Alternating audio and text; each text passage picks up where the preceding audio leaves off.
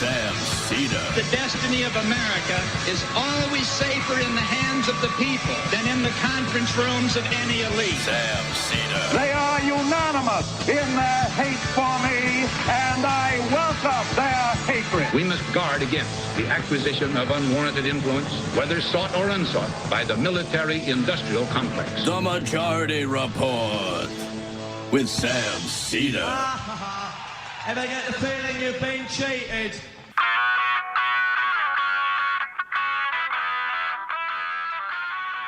It is Tuesday, July 14th, 2026. My name is Emma Vigeland, in for Sam Seder, and this is the 5-time award-winning Majority Report.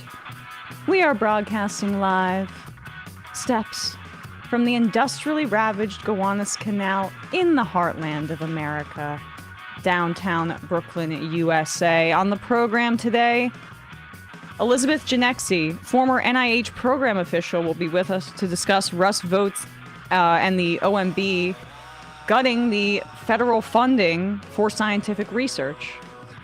And later in the show, Peggy Flanagan, Lieutenant Governor of Minnesota and candidate for U.S. 17 minutes. Senate, will be with us to discuss her race. Also on the program, ICE kills again, this time in Maine.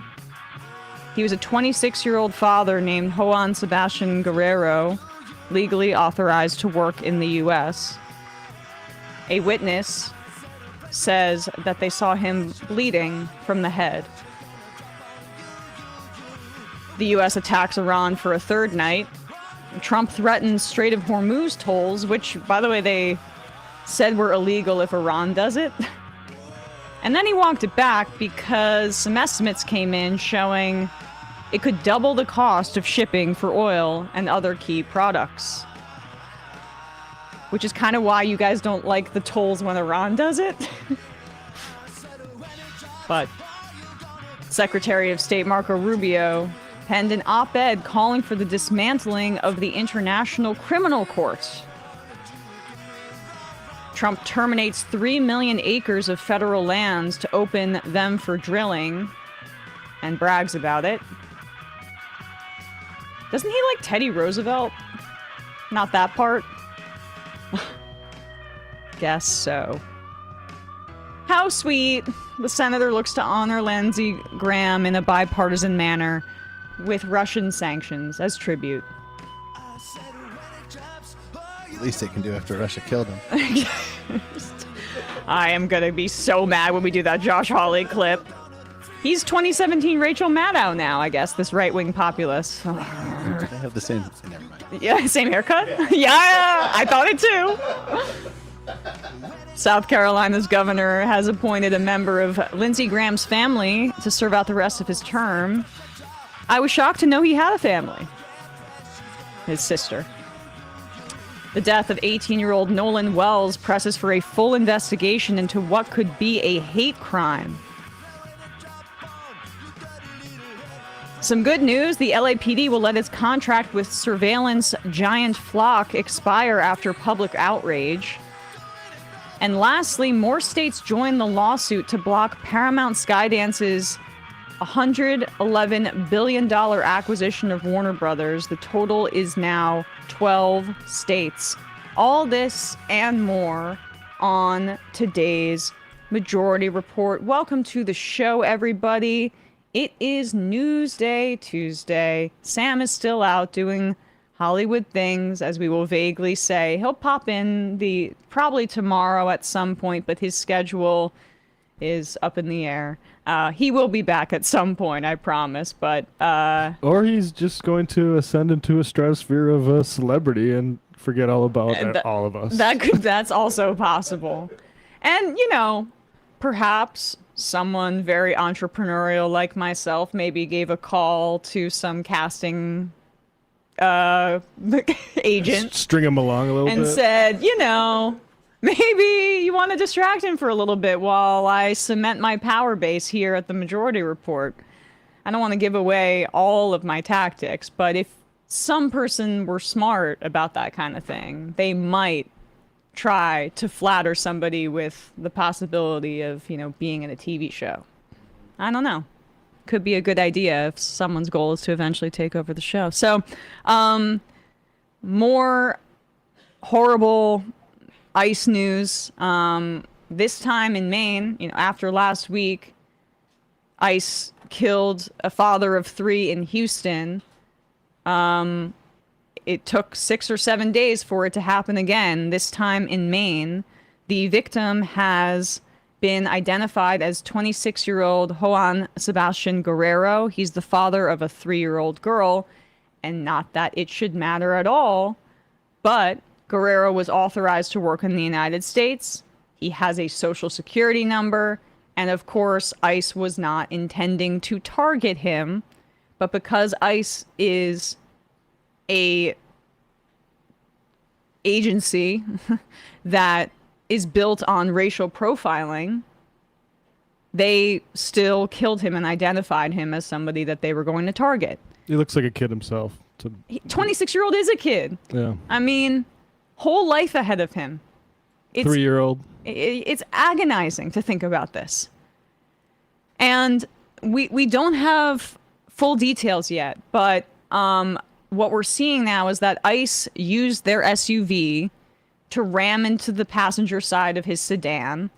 Then they surrounded the vehicle, and per a witness report, they saw him bleeding from the head. And then per another witness report, they say that his daughter was was there, and she was still in her pajamas. She's 3 years old, as Matt just said. And the guy was just, getting ready and heard something, what he sounded like fireworks, so he looks out the window. He heard him say, "I tried to stop."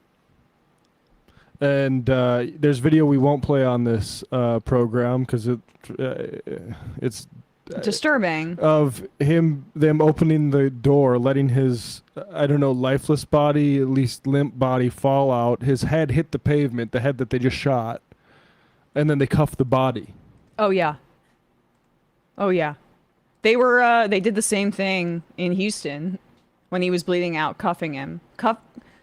Covering your tracks, I guess, right? I mean, Renee Good criminals was alive. I mean, this looks like a similar thing. If this guy could say, "I tried to stop," Renee Good was reportedly alive for minutes, and they wouldn't let first responders get there. These are just murders, and they lie, and it's the exact same lie every time. Oh, I was afraid for my life. They are out there to make people afraid for their life.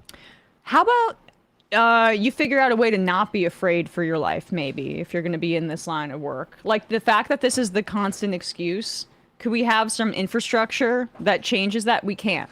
Anybody that's not talking about abolishing this agency is not a serious person at this point, and they're complicit in the terrorizing of our communities. Here is some footage. Oh, I should also say, like in Houston, not wearing body cameras. Again.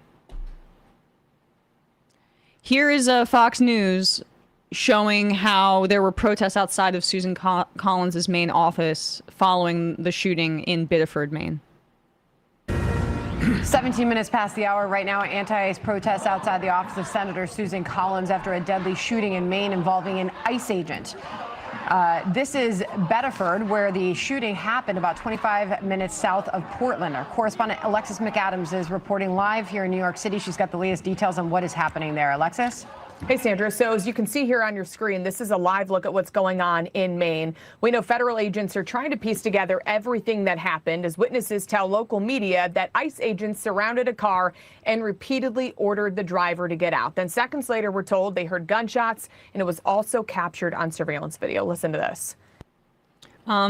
As we mentioned, some of the footage is so gruesome, we're not going to play it here, but Troy Jackson, who a lot of the Plattner volunteers think is the best candidate to carry their campaign forward, was at these protests. This is also DSA endorsed, I'll just add. In the main gubernatorial race endorsed by DSA, he showed up to show solidarity with the protesters. He believes in abolishing ICE as well. So that's all going on in the backdrop of Maine politics right now. And this was another important point by Representative Alexandria Ocasio-Cortez, because in June, around a month and change, The House voted to send $70 billion to the Department of Homeland Security and ICE, which is the second time under the Trump administration, or this second Trump term, that they've sent a package of multi-billions of dollars to the Department of Homeland Security, to ICE. And it was an 115-day, essentially, standoff because Democrats were refusing to fund ICE and Border Patrol in the wake of the killings, in particular, of Preddy and Good. We know now that ICE has killed 11 people on our streets, including this latest instance. And that standoff worked. Republicans did end up circumventing Democrats, I should say, by going through reconciliation to fund ICE. But AOC makes the point that this is why funding is the key issue here. Here she is on Capitol Hill responding to this latest killing. Here's one. Any reaction to the ICE killings in Maine and Texas? I'm still taking a look at all of the details, but once again, this is not... I said this a couple of weeks ago, that I would not be surprised if when ICE funding started up again, that we would start to see more civilian deaths at the hands of ICE. And that's exactly what has happened. When you open the trenches with all of this money that Republicans have now funneled to ICE without any oversight or anything, you're going to see abuses of power. And that's exactly what's happening. You notice that, we didn't see things like this happening with the same degree of regularity when we froze the ICE funds. Right. And now that they've been opened up again, we're seeing multiple incidents now. So. Right. Thank you, Congresswoman. And that point is central to understanding why funding and the issue of abolishment is the only issue that we should be not the only issue, but the primary issue that we should be foregrounding here. These are institutions that respond to incentives and funding and not finger wagging and body cameras on top of the fully funded institution that's already doing this, for example, which actually, when you look at the, technology companies and even what ICE wants, that would be putting forward this technology for body cameras. They love it. They love it because it gives, yes, in these more narrow instances where ICE is killing people, that might provide evidence. But for the overwhelming majority of interactions with people, it's going to be another way to gather surveil them and gather biometric facial recognition data that Palantir has in terms of these contracts with ICE. Like, anybody that's talking about body cameras, absent abolishment, is, as I say, not a serious person for those reasons. Because AOC lays it out. You can see and track the level of violence and lack of accountability and map it onto when funding comes in and out. So let's not let anybody obscure what power is here. Money is power. State infrastructure and the way that it's funded in that manner is power. And you can't just put a cherry on top of a turd and say, hey, body camera time, we're going to fix this whole thing. No. This agency should not exist. In a moment, we were going to be talking about Trump and the OMB's assault on research funding. But first, a word from some of our sponsors here.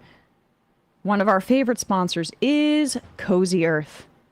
Cozy Earth now, I can't even count the amount of products that I have in my apartment that are from Cozy Earth. I've got a robe that I basically wear almost every day.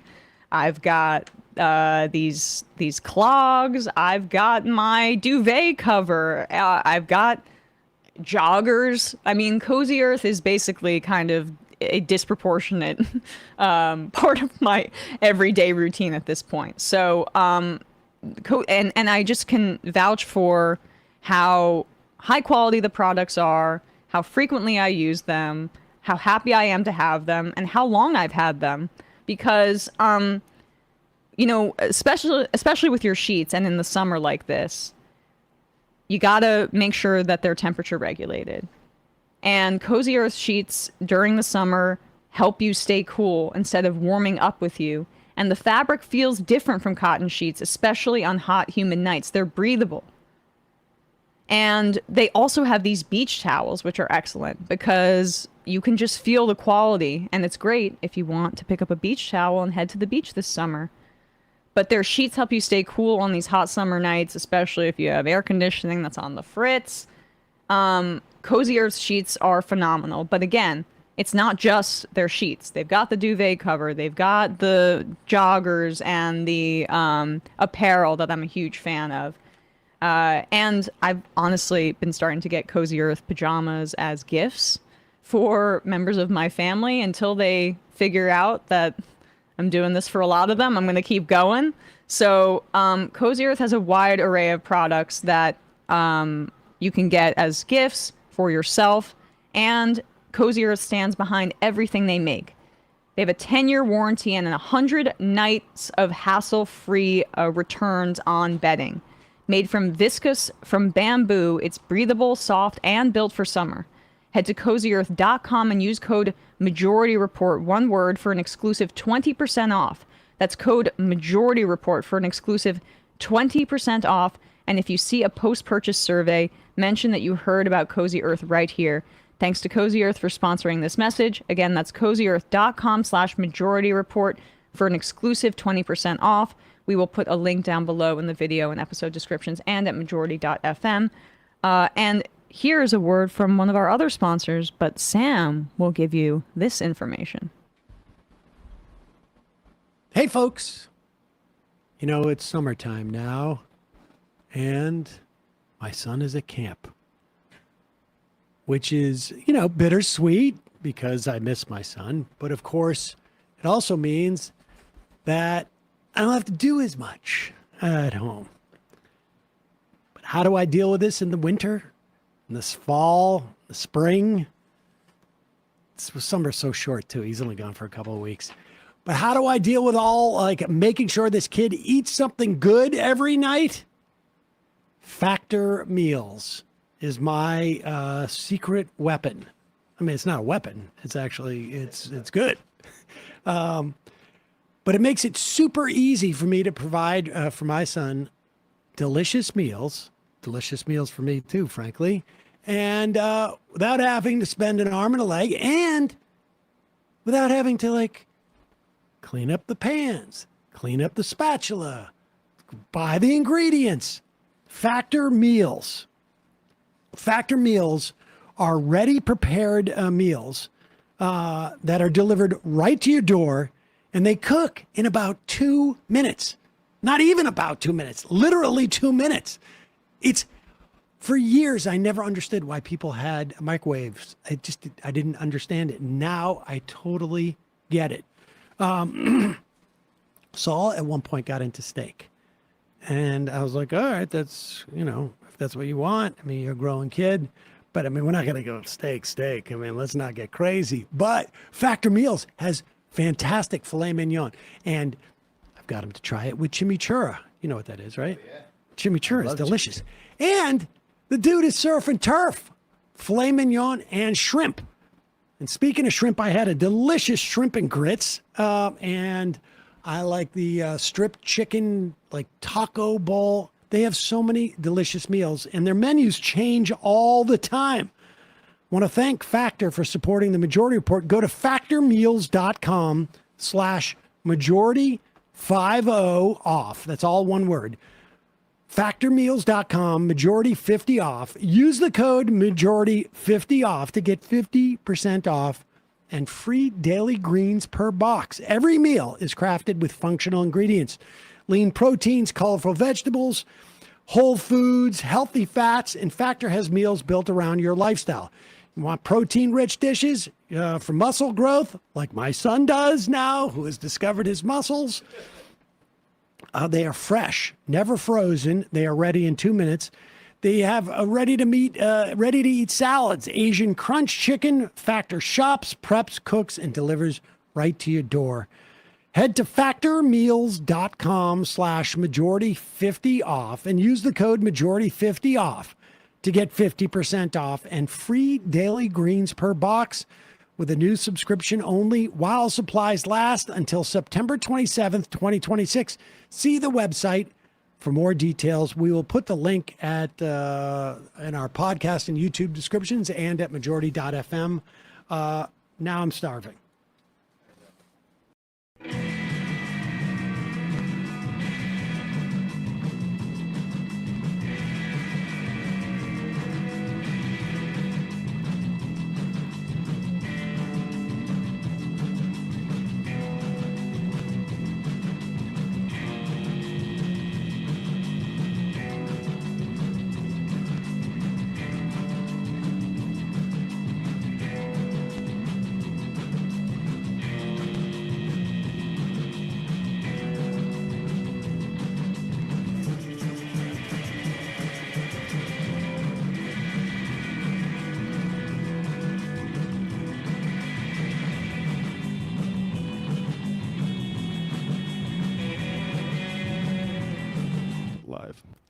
We are back, and we are joined now by Elizabeth Ginexi, former NIH program official for 22 years and publisher of her eponymous Substack newsletter, so you can look up her name, here to discuss how this new OMB rule could gut NIH and community funding. Elizabeth, thanks so much for coming on the show today.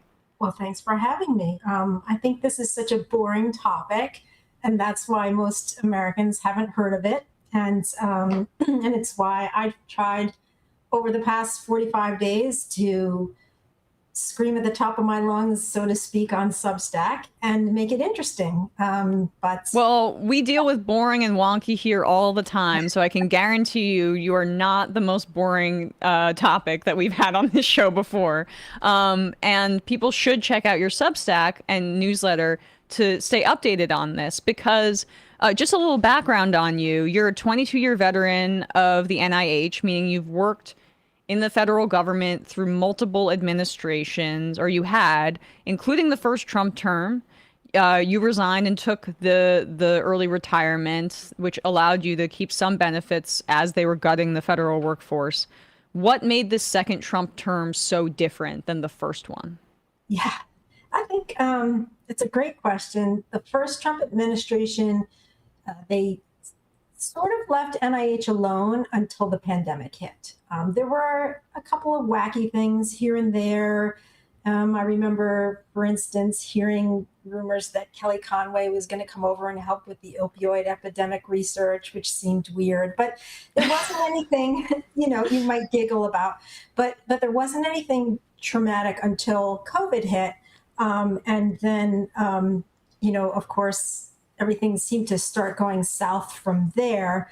But we weathered the storm, and there was this sense that on both sides of the aisle, the National Institutes of Health is pretty popular because we produce all the major medical breakthroughs for the American people, and the return on investment is consistently positive. For every dollar that is put into NIH, we get about 256 cents in economic output on the other side. So, we all thought, we'll be okay in the second term. But little did we know that there was a document called Project 2025. Have you heard of it? We have. We've definitely covered it extensively on this show, but I'm sorry that you had to deal with it in practice. Yes. So it was swift, and they had an unexpected assist from Elon Musk and his Doge boys. And they were quite ridiculous and terrifying at the same time, gutting programs, eliminating whole agencies like USAID. And they did quite a lot of damage to the Health and Human Services, our colleagues over at the CDC and FDA. And of course, NIH was not immune this time. So while many of the leaders thought, they'll leave us alone, they were wrong. And as soon as they came in and really stopped all of our work and started canceling our grants because they were doing AI searches on the grant terms and looking for woke terminology and nonsense like that. It quickly became clear that my job was no longer what it used to be. And that's, I was also at a place that's slated to be eliminated by Russell vote. And I didn't know how it would turn out. And because I was eligible for the early retirement, I decided instead of staying for the trauma, I would get out. I mean, it's unconscionable that you were put in that position as a veteran of public health who'd served the American public for over 2 decades. And I think that public health piece, the public service piece, is what is so threatening to right-wing forces and what united, say, Project 2025 and Doge. Before we get into specifically this rule change and the imminent danger of it, I just love your reflections a little bit on how mistrust in science from COVID and the stoking of that level of conspiracism impacted your work in the federal government prior even to your resignation. Yes, that's a really great question. And I think what the folks on the far right, and we're talking about extreme libertarianism here, people who just basically don't believe that our tax dollars should go to things like biomedical research. But unfortunately, it's popular. So they had to have a hook, right? And what they generally do when they want to get a hook is they try and scare people. And they use mis and disinformation. That's their go-to, right? I think it's a playbook from Putin and other authoritarians who like that playbook. And it plays well. They can make TikTok videos and X videos, outlandish tweets that people believe. So there was a whole slew of mis and disinformation that was pushed out during and after the COVID pandemic, blaming Dr. Tony Fauci, blaming a lab leak, blaming NIH specifically, saying that somehow NIH funded the research that led to a lab leak. And there's no evidence for any of this. All of the available evidence, and it was very hard to get evidence from China, but the evidence that we have gotten and the consensus among all the reputable epidemiologists and virologists out there is that this mostly likely was a jump from animals to humans, perhaps through the marketplace or some area in China, not a biodisaster lab leak. And but it had traction, and in the first Trump administration, or at the end of the Trump administration, we had a lot of research, in fact, that was looking at the spread of mis and disinformation via social media, and a lot of efforts to try and combat that with more effective public health messaging. And a lot of that research was shut down because Republicans demonized it. And there are researchers whose whole careers were destroyed because they were tracking and found that almost all of the mis and disinformation about COVID was spread by a very small handful of bad actors on the internet. It was not a groundswell of people that were doing this. And the Republicans who were in charge of Congress at the time shut all of that down. So we kind of had an inkling of this, but I don't think anyone realized that they would then, in the second term, use all of that as an excuse for dismantling the agency. And that pretext leads us, I guess, to the current day. This new, we had a caller, one of our viewers last week, who alerted us to the severity of what is happening here. And I believe that yesterday the public comment period ended. We have an IMer who wrote in Science is Political saying, "So happy you're talking about the OMB proposal. Yesterday ended the public comment period with 94% of the over 300,000 comments opposing this." So despite that comment period ending, there was a lot of pushback. What does this rule say, and what does it mean? Right. So the Office of Management and Budget is just an office in the White House that is sort of a pass-through. Congress, as you know, appropriates the money for programs and any kind of program you can think of, from science programs to social service programs, health programs, education service programs, disaster programs, programs for seniors, programs for veterans. You know, we could go on and on and on. A lot of those appropriations are dispensed through the agencies via grant mechanisms. And for the better part of a decade or more, the OMB has been the sort of pass-through. And they have had in the Code of Federal Regulations, here's where the boring parts come in 2 CFR Part 200 was a sort of rule book, if you will, for how those grant dollars should be dispensed and best practices for audits and what the costs were allowed for and so on and so forth. So it was typically called by most people the uniform guidance document, because it would provide uniform guidance to each of the independent federal agencies, who then had experts like NIH and NSF and DOE and on and on and on, have the policy and grants experts to make sure that those federal dollars in grants are sent out within the law, following policy, and so on and so forth. And so that, you know, we could track the monies, make sure it's properly spent, that there's no fraud, there's no abuse. So we are all, you know, dialed in for that for decades. In fact, the science agencies in particular have been expert at this for over 80 years, right? So this was just a guidance document. And Russell Vought, in his second term here, learned a lesson from the last time.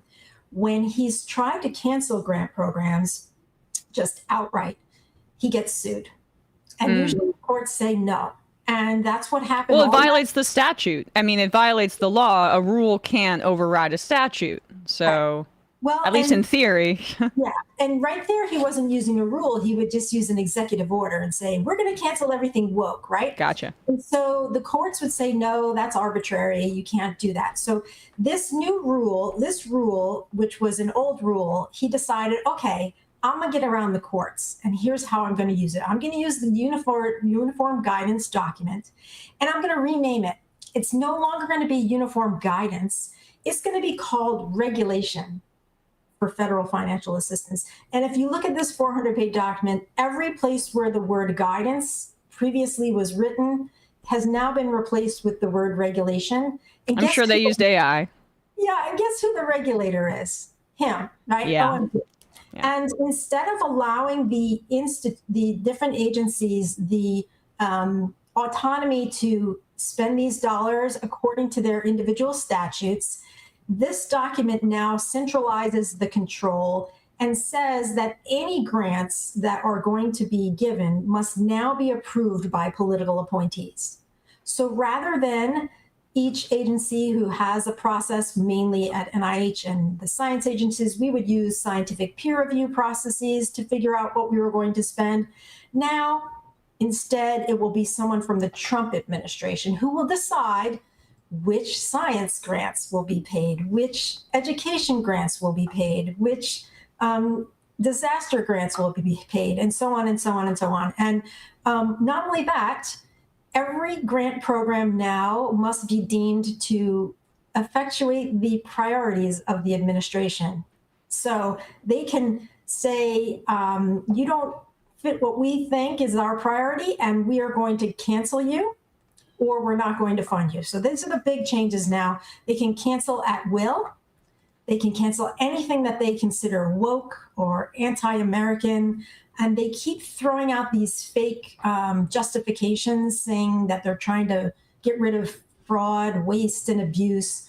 But they never show any evidence of any of that because there is none. It's a lie. But they're using those same mis and disinformation campaign strategies to justify the existence of this rule. And it will basically take control away from Congress and say, whatever Congress appropriated, we don't care. We're going to be the say-so of what grants are allowed to be given in the country. So what does this do to the very nature of scientific research when there's at its outset no impartiality.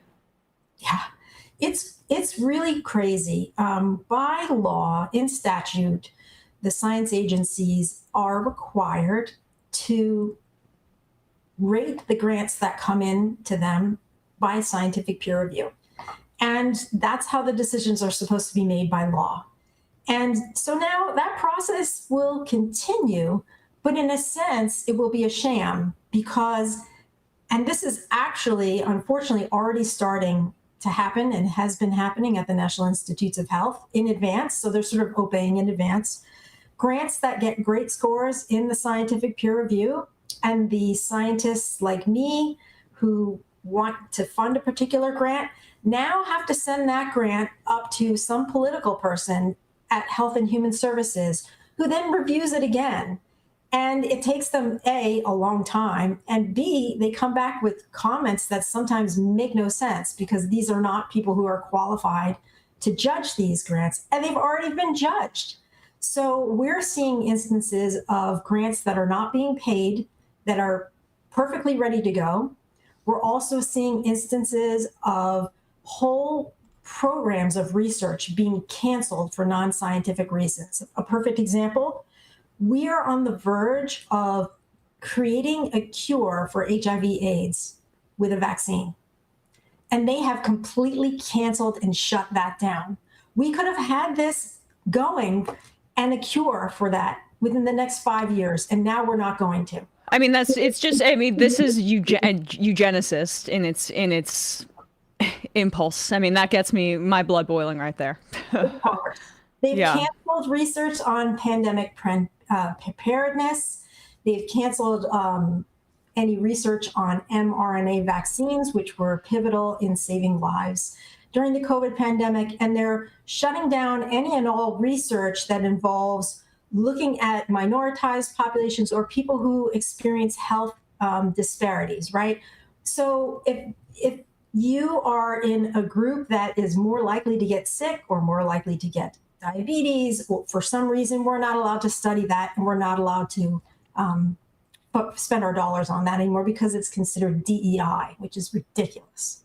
I mean, it might be DEIA, which is accessibility. I mean, this is also going after people with disabilities. I saw Trump yesterday say something about how he's a believer in the horse race theory, talking about Lindsey Graham, essentially saying some people have genes and survival of the fittest that are, that will let them survive, and some people don't. Like, that is what his impulse is. And it means that anybody who's marginalized, if you're have HIV/AIDS, or if you have some sort of disability, he doesn't think it's worth the federal government's time to look into ways to help you. And like, what does this do for the United States' role internationally in medical research? I mean, this might be the end.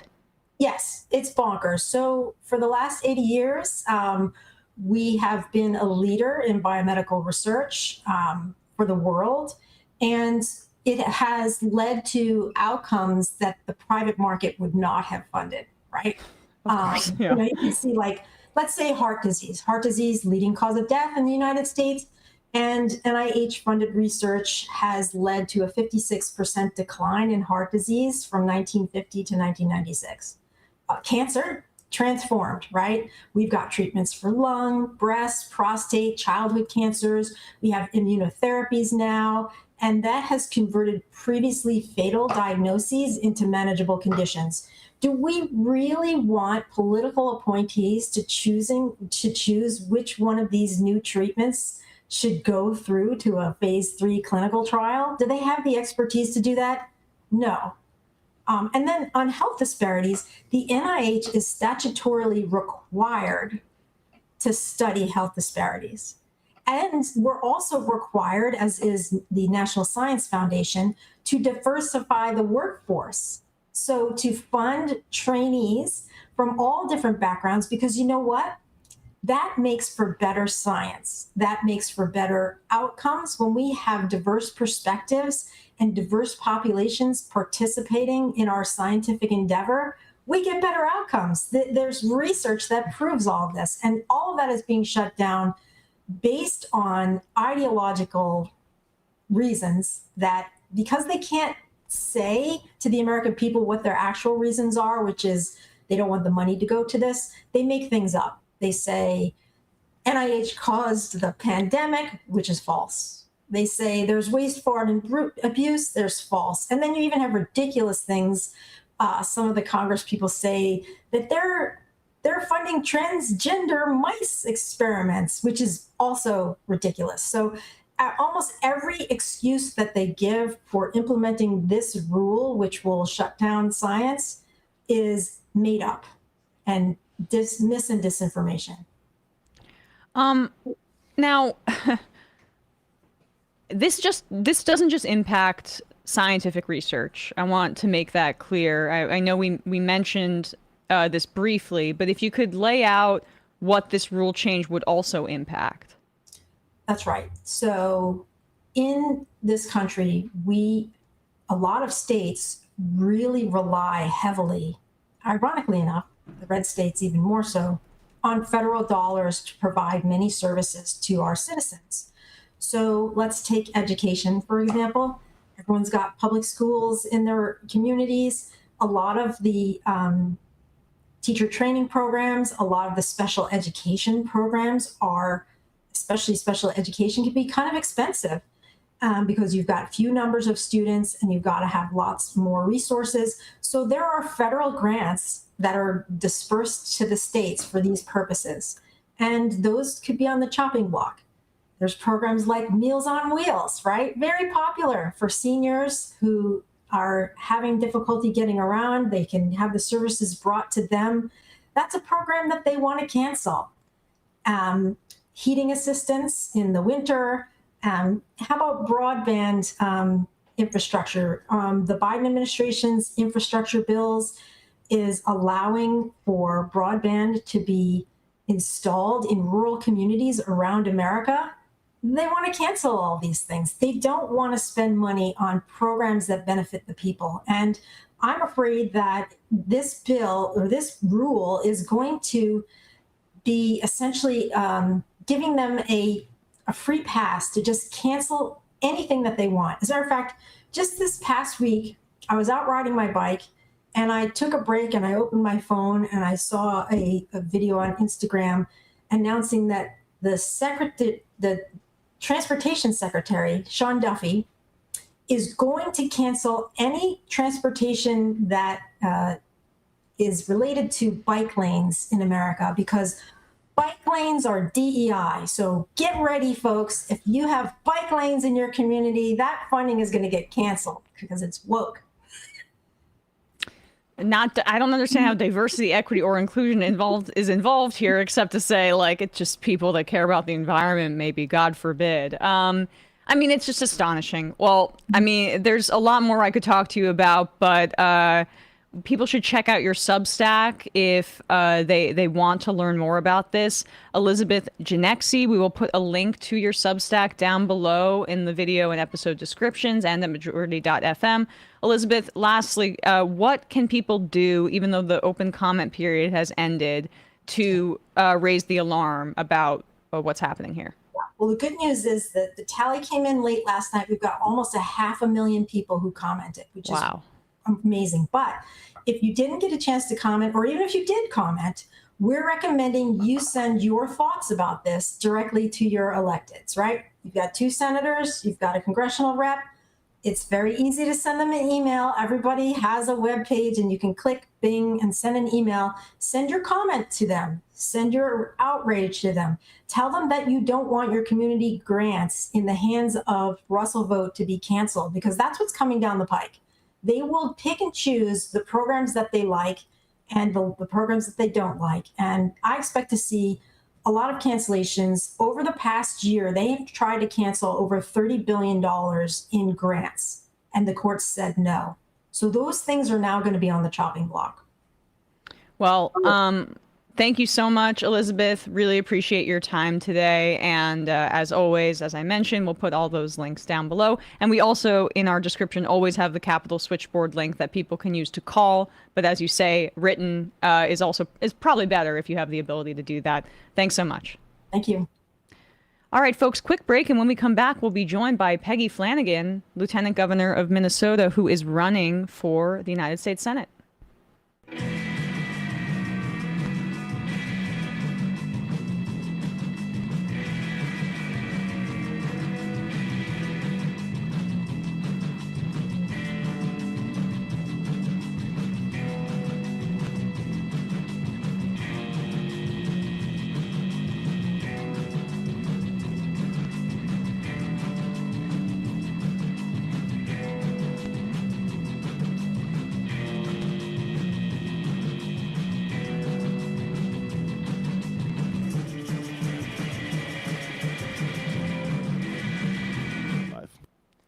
We are back, and we are joined now by Peggy Flanagan, Lieutenant Governor of Minnesota and candidate for United States Senate in a primary that is August 11th. Right, Peggy?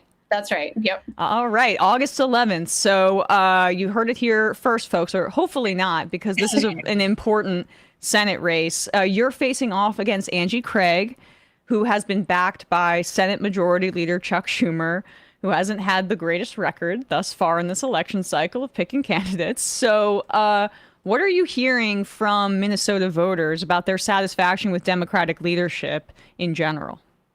I mean, I think as, we've traveled all across the state of Minnesota, I've done over 250 events, the majority of which have been in greater Minnesota. What people are telling me is that they're sick and tired of Democrats who are fighting from a defensive crouch, kind of nibbling around the edges. And they certainly are over governing by sternly worded letter. And I'd say are pretty dissatisfied with Washington in general. And frankly, I am too, which is, why I'm running for the U.S. Senate. And when they say fighters, you hear that a lot. And sometimes I think that you can have Democrats that describe themselves as fighters, but it's not resonating in the same way. Like, for example, my district, Dan Goldman, was just unseated by Brad Lander. And Dan was a previous, impeachment lawyer for Trump. And even in the instance in Colorado with Milot Kiros's race, she also was involved, her opponent, to get in the Trump impeachment. So that's that's a fighter, right? But I think people are not really resonating with the fighters that maybe fought but lost, right? They previously lost and Trump got back into power, and there's a lot of anger about that. So how do you distinguish your fight from how other Democrats describe their fight? Sure, absolutely. I mean, I think, for me, the fight is for actual people and not for big corporations and special interests. And I think that is, frankly, at the root of almost every problem we are facing in this country right now. I think the difference between, myself and my primary opponent, Congresswoman Angie Craig, is, that I am not taking a dime of corporate PAC money. And that is essentially like how she has fueled her entire political career, right? With crypto and health insurance companies, big oil, APAC. And, I want to be beholden only to Minnesotans. And, I can sleep just fine at night by saying I'm not taking corporate PAC money. Because I think that's like how people in this moment are identifying fighters. If you're not aligned with us, if you're not willing to go, to the mat on the things that we really care about, and call out like who benefits from it being this way right now, I think people are over it and they're dissatisfied. And so that's, what I define as a fighter is who are you fighting shoulder to shoulder, right, alongside, and who has your back as well. right? And for us, I'm super clear that this whole campaign is about the many versus the money. I'm with the many, and I think that is what we're seeing happen across this country, and race after race after race is people asking the question: who are you fighting for, and who are you beholden to? And we have an IMer that says called Cat is my friend, writes in saying, thank you so much for having Peggy Flanagan on. I live in Minnesota and I've been seeing nothing but Angie Craig ads on social media and YouTube. Lots of money being spent against her, which is what you alluded to there. How super PACs and these dark money 501c4 groups that have been spending, I'm seeing $1 million a week. I saw other, figures in the millions as well, with these dark money groups that are funneling money into your race and funding ads against you. You mentioned crypto, but also APAC, oil companies as well. Tell us a bit about some of these ads and what their impact has been and who their funders are. Sure, absolutely. So, there's been 13 million spent so far. It's like a tsunami of dollars that are coming into this race, right? And we haven't seen anything like this in a Democratic primary election before. And so I think, the thing that folks should be asking themselves is, why, right? Like, why are all these dollars coming in support of Congresswoman Craig? And I think the primary answer is because these special interests know that she'll do their bidding, right? In 2024, when she was running for Congress, the crypto industry spent $1 million to support her in her race. That meant that, she then turned around and voted for their dream bill, which I think ironically is called the Genius Act. Yes. Which is allowed Donald Trump, right, to enrich himself to the tune of, $1.4 billion in his. It's because I'm so smart. It's because I'm a genius. That's why they called it that. Exactly. That's right. And so, and like in Minnesota, we care a lot about the Minnesota State Fair. And Emma, I hope you come check it out sometime, because it's my favorite. And on the very first day of the State Fair, Congresswoman Craig was in Jackson Hole at a resort at a crypto conference. She was the only Democrat to attend, and she was essentially the opener for Eric Trump. So crypto invests, they know what they're going, to get. The same with, big oil. She voted to allow drilling on public lands. Health insurance companies who are backing her as well. She stands in opposition to Medicare for all.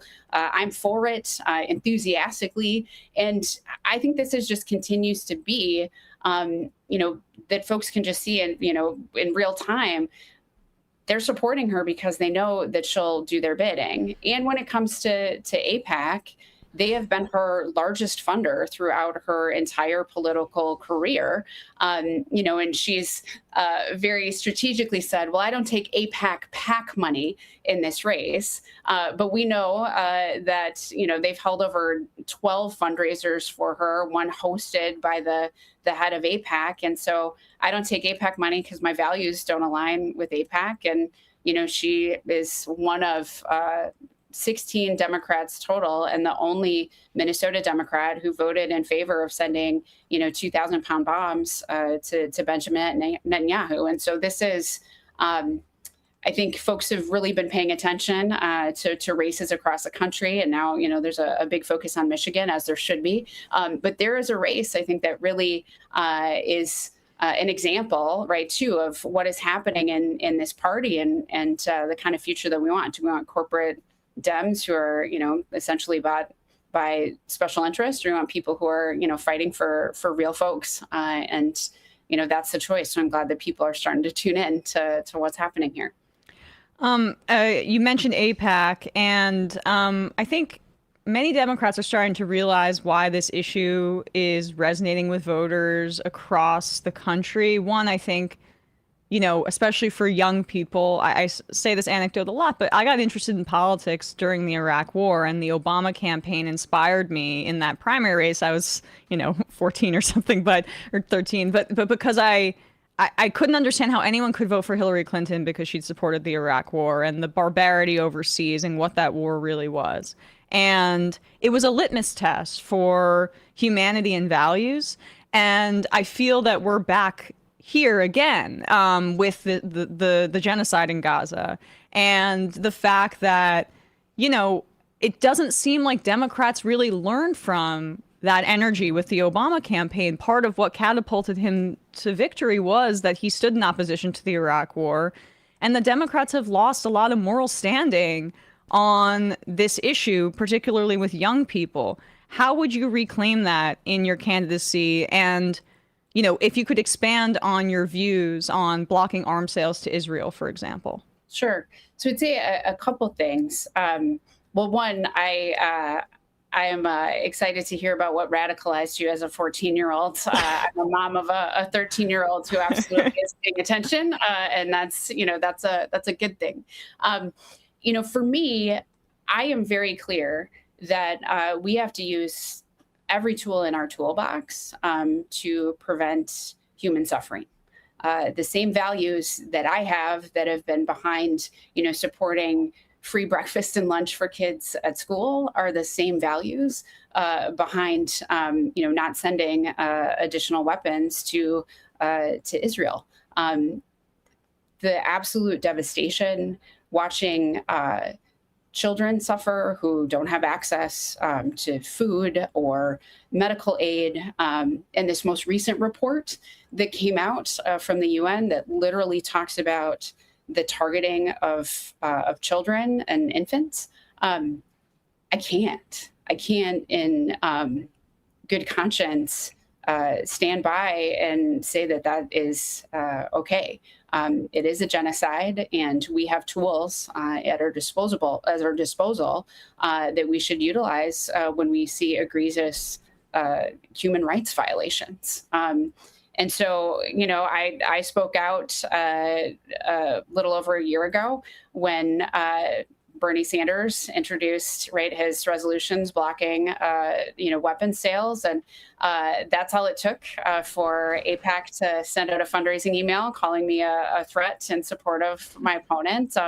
You know, and that's okay because I think we are in a moment where there is pretty clear what's right and what's wrong, and I know, especially as a Native American woman, the idea of a homeland is really important to me, and knowing that the suffering that's happening, Palestinians deserve self-determination.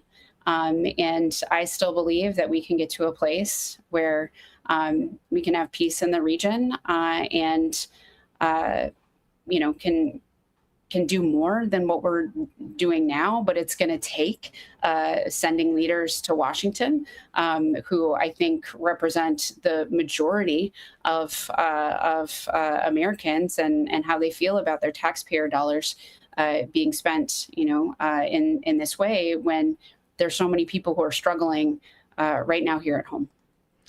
And some of the struggles also include, you know, many people in Minnesota who at the beginning of this year were victimized by ICE terror. And gosh, in the past 7 days, we've now had 2 more killings of people on the streets. And I don't care what their documented status is. They're our neighbors and they're Americans just like all of us. By ICE, and Minnesota was at the forefront of activism against ICE at this time. Now, or earlier in the year, I should say. Now, is it true that your opponent voted for the Lake and Riley Act? That is true. And okay, so could you expand on that and why, you know, how possibly somebody who voted for the Lake and Riley Act could adequately represent the people of Minnesota who so heroically stood up for ICE against ICE earlier this year? So Emma, that's a good question. And like, that is, you know, the question I think that people should be asking. It was not a surprise that Donald Trump has a mass deportation agenda. it was literally on, signs behind him at every rally, like in all caps, that said mass deportations now. I remember the first training that I went to with the immigrant rights organization was in December of 2024, because we knew what was coming. Yeah. And on the third day of the second Trump administration, Congresswoman Angie Craig was the only Minnesota Democrat to vote in favor of the Lake and Riley Act. And for folks, just to let them know, the Lake and Riley Act essentially strips due process away from immigrants and allows for the indefinite detention of adults and of children. And I believe that this was absolutely, the policy that essentially gave, Donald Trump and Stephen Miller the green light to terrorize our communities. As we have watched, right, the killing of Renee Good and Alex Preddy, and now Jawan and Lorenzo as well. This is, I think, this is the core of this race. Because not only did she vote for the Lake and Riley Act, she stood by that vote even after Renee Good and Alex Preddy were killed, and only recently said that she regrets, the vote. But she also voted to praise ICE while they were separating families in Los Angeles last summer. So I think we can stand with the immigrant community all of the time, not just when it's politically expedient. And, that's part of what this $13 million is trying to do. Reinvent, right, Congresswoman Craig's record, right, to essentially, distract from the fact that she's voted with Donald Trump more than any other Minnesota Democrat, and bragged on her website that she votes with Tom Emmer 45% of the time. Those are not my homies. Those are not the folks that I am interested in aligning with. And, I think we are at a time when we get to have bold, courageous leadership that stands with the community, and we shouldn't have to compromise our values in this moment, especially after everything that we have been through and what we continue to see play out from this, completely lawless agency. We have a few IMs I just want to read to you before we let you go, just from people who are in Minnesota. Nathaniel Hornblower says, I want to add that I am Jewish and I am voting for Peggy because of my beliefs. Josh from Minnesota writes in, Peggy had the second best speech at the state DFL convention. I don't know who is more mad at Kobe, Amy for the challenge or Peggy for being slightly upstaged, LOL. So I'm not sure what that's in reference to, but it seems like you get what... Heard, yeah. Okay. Snarkanorski, Minnesota State Fair is awesome. Cedar, hot dish on a stick. I kid thee not. Matt from Minnesota, say it again. They're speaking my language. It's my favorite thing. I guess we have a lot of Minnesota viewers. Matt from Minnesota says, Peggy, please restock the pride pins. The stickers aren't lasting in the heat. Heard. So there you go. Absolutely. And one last one, Nathaniel Hornblower says, I also live in Minnesota and will be voting for Flanagan. I can't wait to attend her rally with Bernie on the 20th. So I guess that's a good place for us to kind of wrap here if you want to talk about that upcoming rally and also how people can support your candidacy if they would like to. Sure, absolutely. Well, thank you so much again for this opportunity to chat with you today. We're super excited that Bernie is coming to town. We're doing a rally at the iconic First Avenue, where Prince first got his start next Monday, the 20th. Yep. And so it'll be Bernie, Senator Tina Smith, Congresswoman Ilhan Omar, and Attorney General Keith Ellison. So just invite folks to come and to rally as we get ready for this primary election. And people can visit peggyflanagan.com to learn more about the campaign, to donate, or to volunteer. We will put a link to that down below in the video and episode descriptions. I did have one more IM because this is not even a question, but hungover substitute teacher says, tell Peggy Flanagan her earrings rock.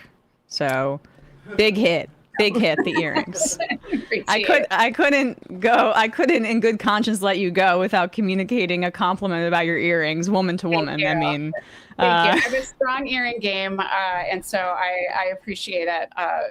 very much. It's kind of my thing. So thank you. Okay, all right. Well, thank you so much, Peggy Flanagan, Lieutenant Governor of Minnesota, and also candidate for U.S. Senate against Angie Craig in the primary, which is on August 11th. Thanks so much for your time today, Peggy. Really appreciate it. Thanks so much, Emma. All right, folks, with that, we're going to wrap up the free part of this program and head into the not-so-free part, where we will take your IMs. Maybe we'll take a call or two, but we have a lot of fun sound today. I just want to plug a few different things. I sent this earlier, the link.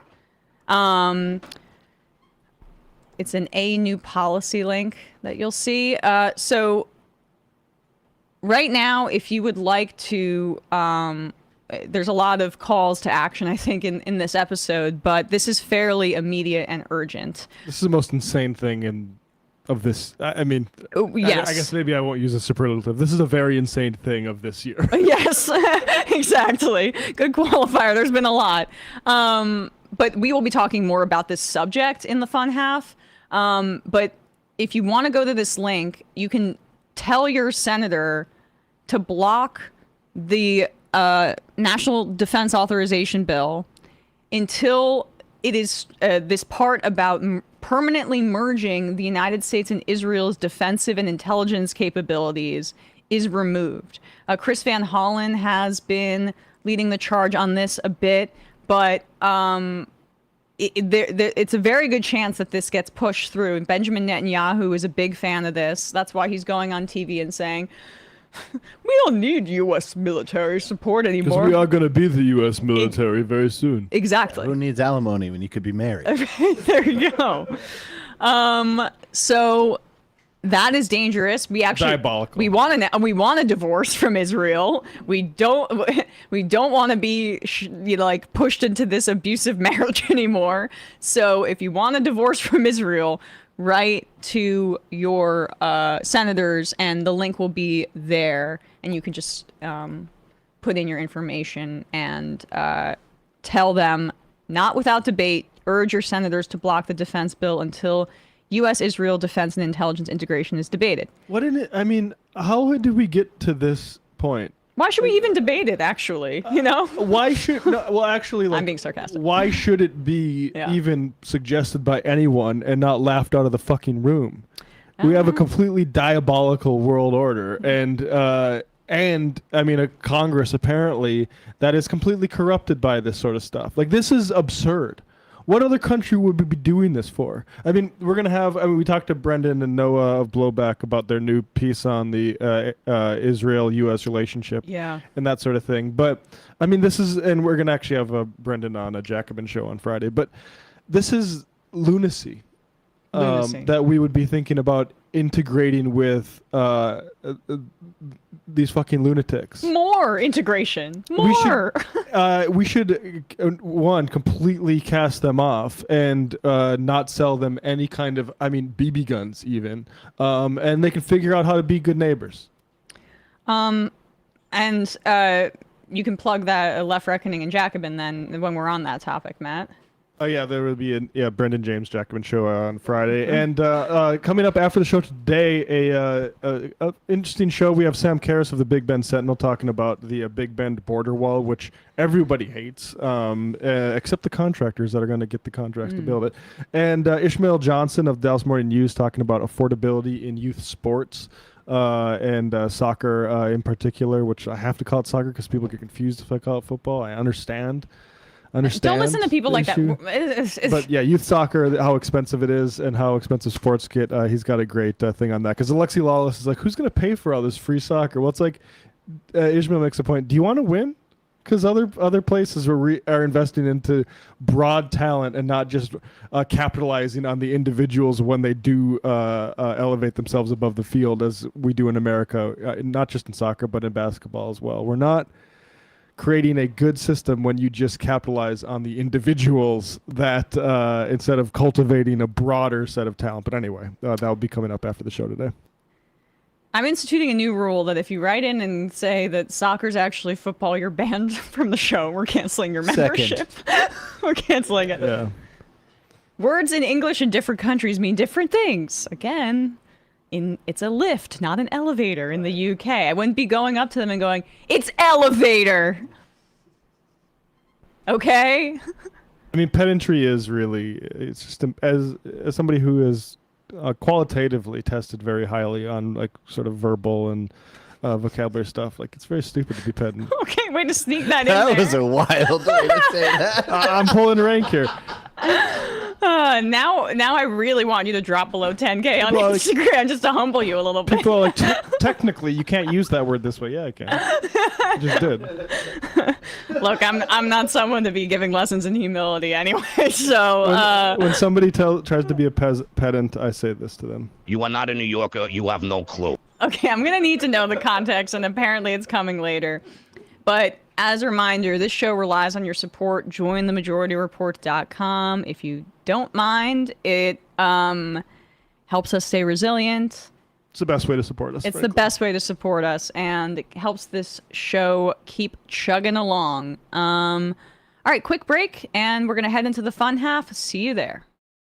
Okay, Emma, please. Well, I feel that my voice is sorely lacking on the Majority Report. Wait, look, Sam is unpopular. I do deserve a vacation at Disney World. So, ladies and gentlemen, it is my pleasure to welcome Emma to the show. It is Thursday. Yeah, I think you need to take over for Sam. Yes, please. No. I'm gonna pause you right there. Wait, what? You can't encourage Emma to live like this. And I'll tell you why. So was offered to twerk, sushi, and poker with the boys.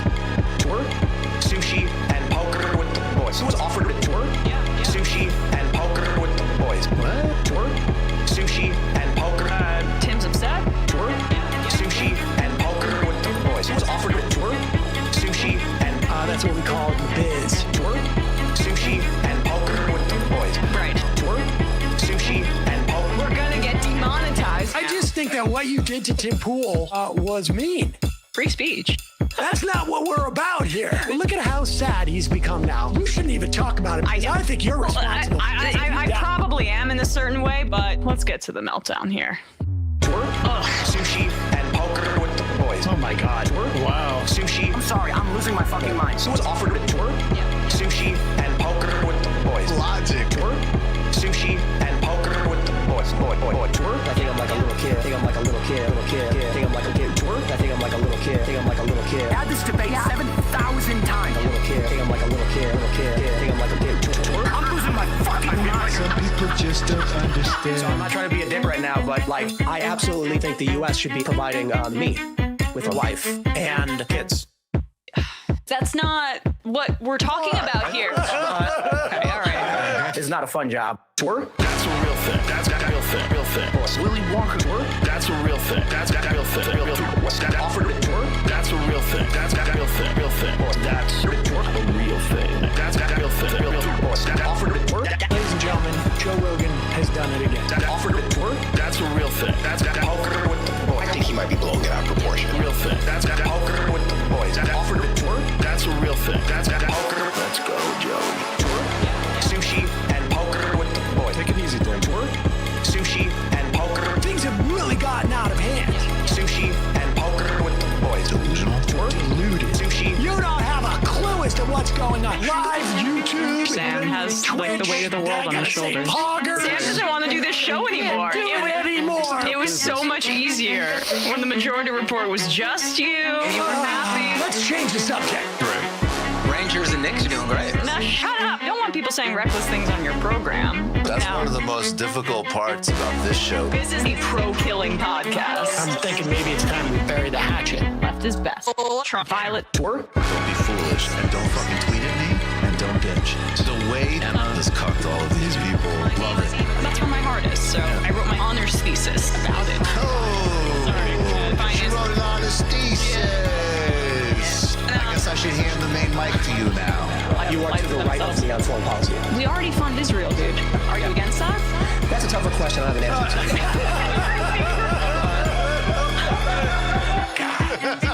to. Incredible theme song. Hi, Bumbler. Emma Vigeland, absolutely one of my favorite people. Actually, not just in the game, like period.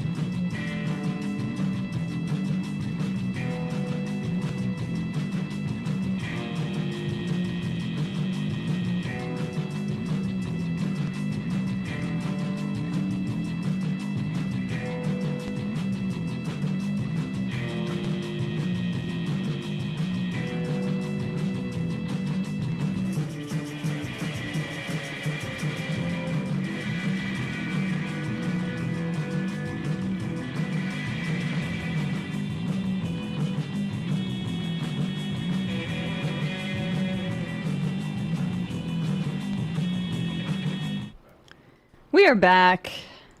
It is the fun half of the Majority Report. War on Christmas Adventurer says, this show relies on your support, and your membership will be canceled if you call soccer football. Matt, would you call this a paradox or a contradiction? No, I don't think there's any paradox at all, because it's contingent on your support, and support is more than just financial. It's also emotional. Not being a pedant. Yes, and also supporting American, essentially, nationalism, which is that, maybe not, I'm stretching it too far by saying that calling it soccer is... Yeah, a part of the American National Project. I would not take that tact. I would say it's.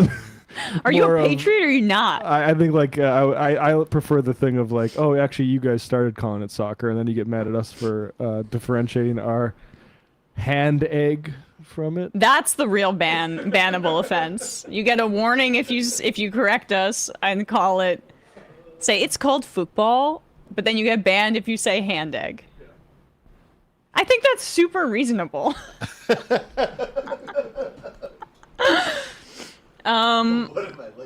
Okay, all right. So we're kicking this off with a Matt special, a cold clip that I have yet to see yet. Here we go. Well, this is a whole segment. There's several clips here. Oh, good. And none of them are on the sound sheet. But, okay, awesome. So, Mr. Mamdani stands accused of trying to erase Italians.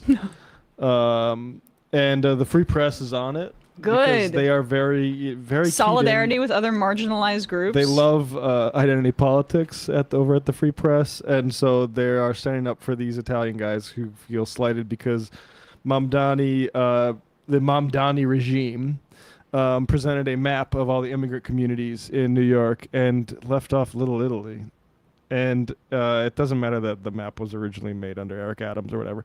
But it's Mamdani. It's clearly he hates Italians. So here's the Free Press going to Little Italy to talk to some guys about it. Mayor Mamdani, I give you a year. You are not a New Yorker. You have no clue. I'm Isabella Reggi, and today we are here in Little Italy asking the locals how they feel about one of the oldest immigrant communities, Little Italy, not being included on let me pause it for a second. So Little Italy is now like notorious for being a tourist trap that doesn't have the best Italian food in the city, which is a shame because I feel like people are being misled when they go there a little bit, but it's been hollowed out and it's now just like really expensive apartments. You're basically doing an ethnic cleansing right now. It's just a place to go get a mommy's little meatball shirt. It's like all it is. Exactly. I don't know, when I walk around there as a Polish German ethnicity guy from North Dakota, it seems authentic Italian to me.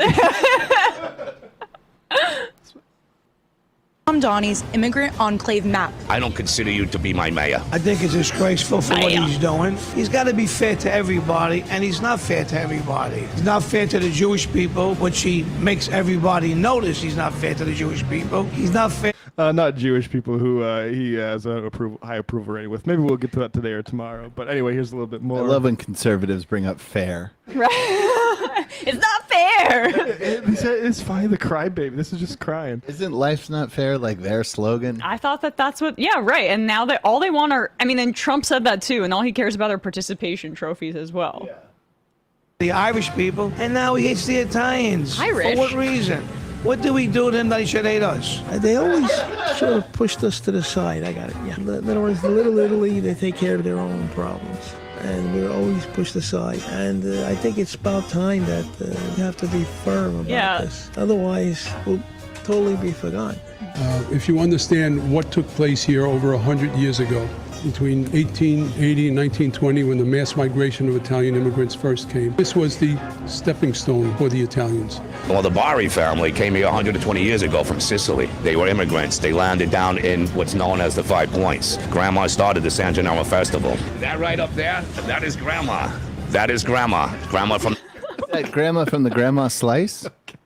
From the Barry family, as in Weiss? No, Slice. I mean, you know, the Grandma Slice? Yeah, look, I was riffing and rhyming with I didn't you. get you. Styling and profiling. profiling. It's the Free Press. It's the Free Press! I'm sorry. Sorry, that is Grandma. I'm not a New Yorker. I just don't know. That is Grandma. Firestone. That is Grandma. Okay. I don't consider you to be my mayor. So Put it PBD. back up. I need to see Grandma. Yeah, that's pretty much the end of it. I just need to Oh. get to that's grandma. Needed to. Well, just for the canon of the show, because that's on the soundboard now. Oh Okay, my good to God. know. Anytime. That is grandma. Instead of that is mother, we're going to use that for other. Need you to make grandma blah. That is grandma. That's so grandma. Queening out. That is Grandma. So PBD, of course. Look at the drip on PBD. I know, he's an Italian face. This is so rude. It's got the Yankees. It's chain actually on. racist, Brian. Yeah. I wonder, is that just one chain that has the cross and the Yankees logo on the same chain, or is it two chains? That's two chains. That's two chains, but it should be one, and that would go sell like gangbusters in certain parts of New York. Sorry to racially profile Italians. I give you 1 year. Sell better in New Jersey. You are not my host. Okay, sorry, Matt. Go on. Well, yeah, sorry. We're trying to get to this important news of PBD covering the Little Italy ethnic cleansing. Let me just slow down here because I do watch PBD sped up. So look at his glasses. That is grandma. You are Grandma Queen. Sweetie, you are just so grandmaing right now. That is grandma. Grateful for is the fact that this guy wasn't born in America. Because if he was born here, you know what this guy would be? He'd be the #1 candidate for president. Yeah, baby. Ahead of everybody. He's just too good on what he's doing. And while this is taking place in New York, another story comes out. Mamdani's immigrant map omits Irish, Italian, Jewish contributors to New York City. New Yorkers are criticizing Socialist Mayor Mamdani's administration for touting a map celebrating the city's immigrant enclaves that omits the Italian, Irish, and the Jewish communities that have been such integral parts of the Big Apple history. And the Jewish. Mamdani's Hold on, I'm promoted, sorry. Where is Little Ireland and where is Little Jewish? I'm not exactly sure what you're talking about. Also, I haven't seen the map, but is it like current immigrant enclaves, or is it all communities who came here 150 years ago? Yeah, right. I mean, okay. I would like to see the map because I know that Mamdani walked it back because it was Adams that did the map and he did recognize Little Italy. Will the Free Press correct their story? Well, we got to get through that. I'm sorry. Yeah. Let's give ahead of the newsman here. Okay. Integral parts of the Big Apple history. Mamdani's deputies promoted a new campaign in May to celebrate the city's ethnic neighborhoods with a map entitled New York City's Immigrant Enclaves that features 30 communities, including a number of Muslim communities such as Yemeni, Pakistani, Egyptian, African. And that's really the issue, Yes. I think, is we included some Muslim communities. So a little bit more. This is quite instructive, though, about how Italians, Irish people, and Jewish people have been folded into whiteness, and that's why they're resentful I was going to say, did he include like Russia, Ukraine? Because that also would include a lot of Jewish immigrants. He didn't just do like Little Muslim. No, he didn't do Little Mecca? Yeah. That's all in New York now, though. Palestinian neighborhoods also represented are Chinese, Korean, Albanian, Colombian, Dominican, Ecuadorian, Indian, Haitian, Polish, and other neighborhoods. But critics are ripping the map for ignoring, if you want to pull that up a little bit so they can see it, ignoring European neighborhoods that were the original Little, such as Little Italy, or the long-standing Irish and Jewish neighborhoods that helped build New York City throughout the late 1800s and early 1900s. Queens Republican Councilwoman Joanne Ariola ripped the city hall for exclusionary graphics and told New York Post that it appears Mamdani doesn't think Jews, Italians, and Irish count. The Post reported they were able to get a little Bo Tibet in there. But what about the original little neighborhoods, Little Italy, Councilman Ariola said, and what about the areas like the Woodlawn in the Bronx, which... You can tell this is PB's first time reading this. Yes. ...are home to plenty of Irish immigrants. Do the Irish Italians not count for mayor's office? State Assemblyman Kalman Yeager bashed Mamdani for erasing Jews. So basically all the conservatives have decided we need to celebrate diversity even more harder. They're literally doing woke scolding, but for groups that... like it's a woke mob are no longer marginalized I mean in the sense that at least Irish and Italian people are broadly considered white people in New York. For the And most look, part, they're 5th, 6th, 7th generation New Yorkers. right, like That's grandma. yeah. Here's Mamdani on the hot seat. Oh, good. Now he was talking about some like good Lena Khan type of initiative about click to cancel in New York, but the real issue is where's Little Italy on the map? The hot seat, like a pizza pie.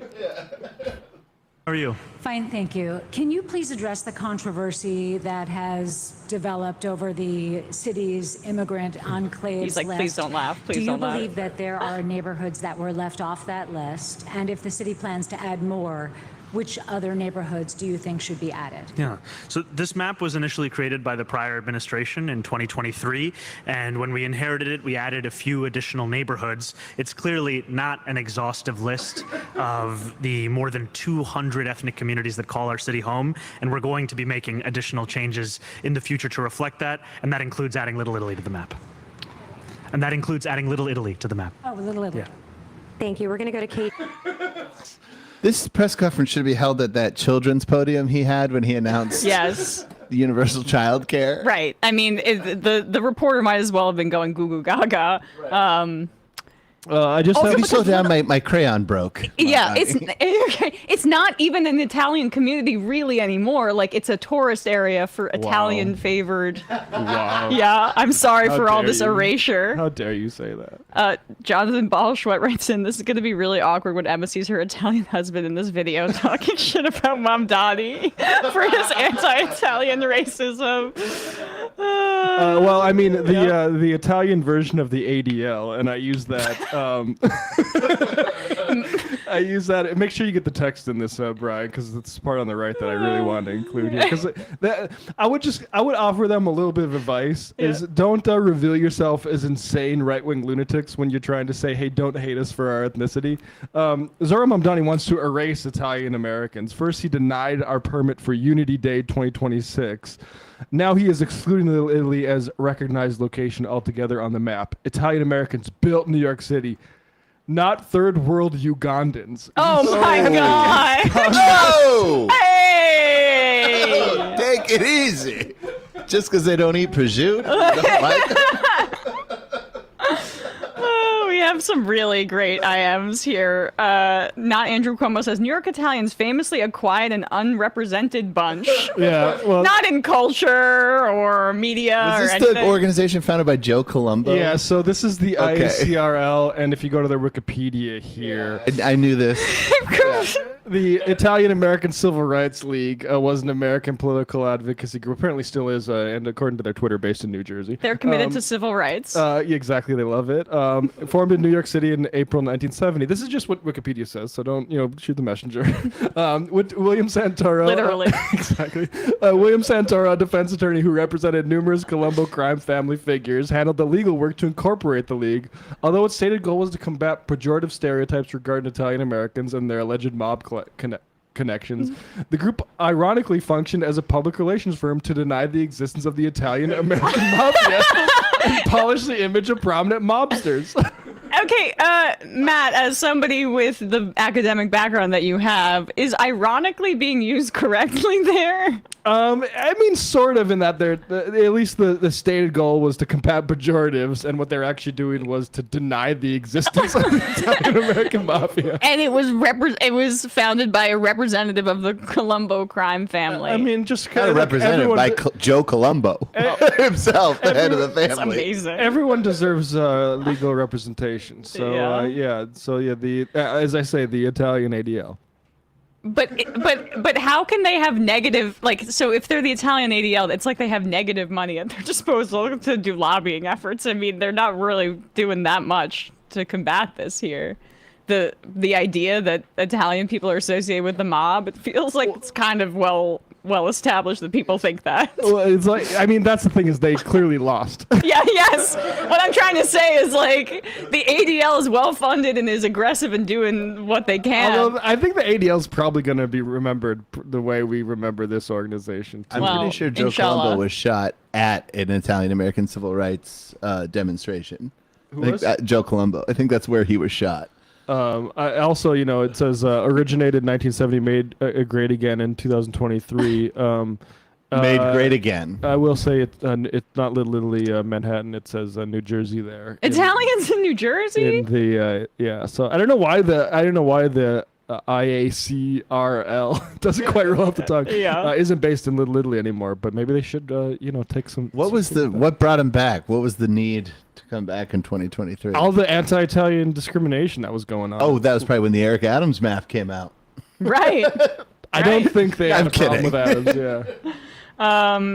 Frank Fisto, as an Italian, I'm very offended that PBD is doing Italian face. My culture is not a costume.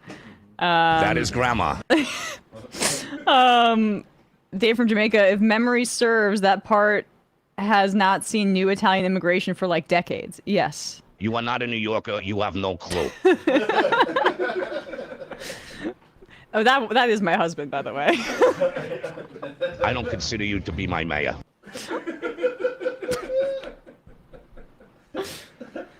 Get that guy a voice acting role. Rick from PDX, PBD really wishes he could be Italian based on his obsession with Casa D'Angelo. Mike Drew Me says, Matt, did you put together the story just for That's Grandma sound drop? Yeah, Grandma? 100%. Yeah. Otherwise, I would have just kept it to Left Reckoning. That is grandma.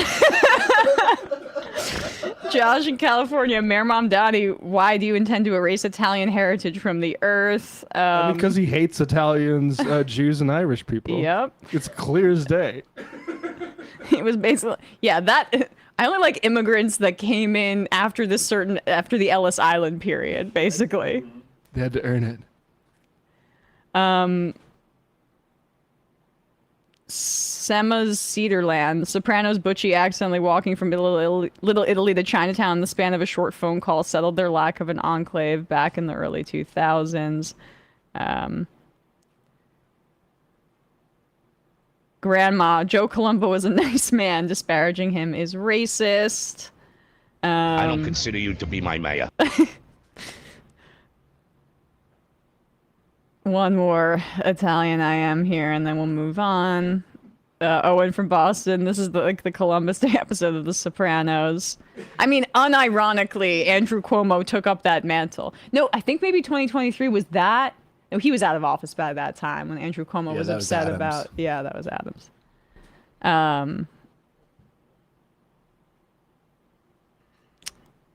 Kami Tommy, that Italian guy sounds like Bev Big Head from Rocco's Modern Life. I don't know the reference. All right, let's.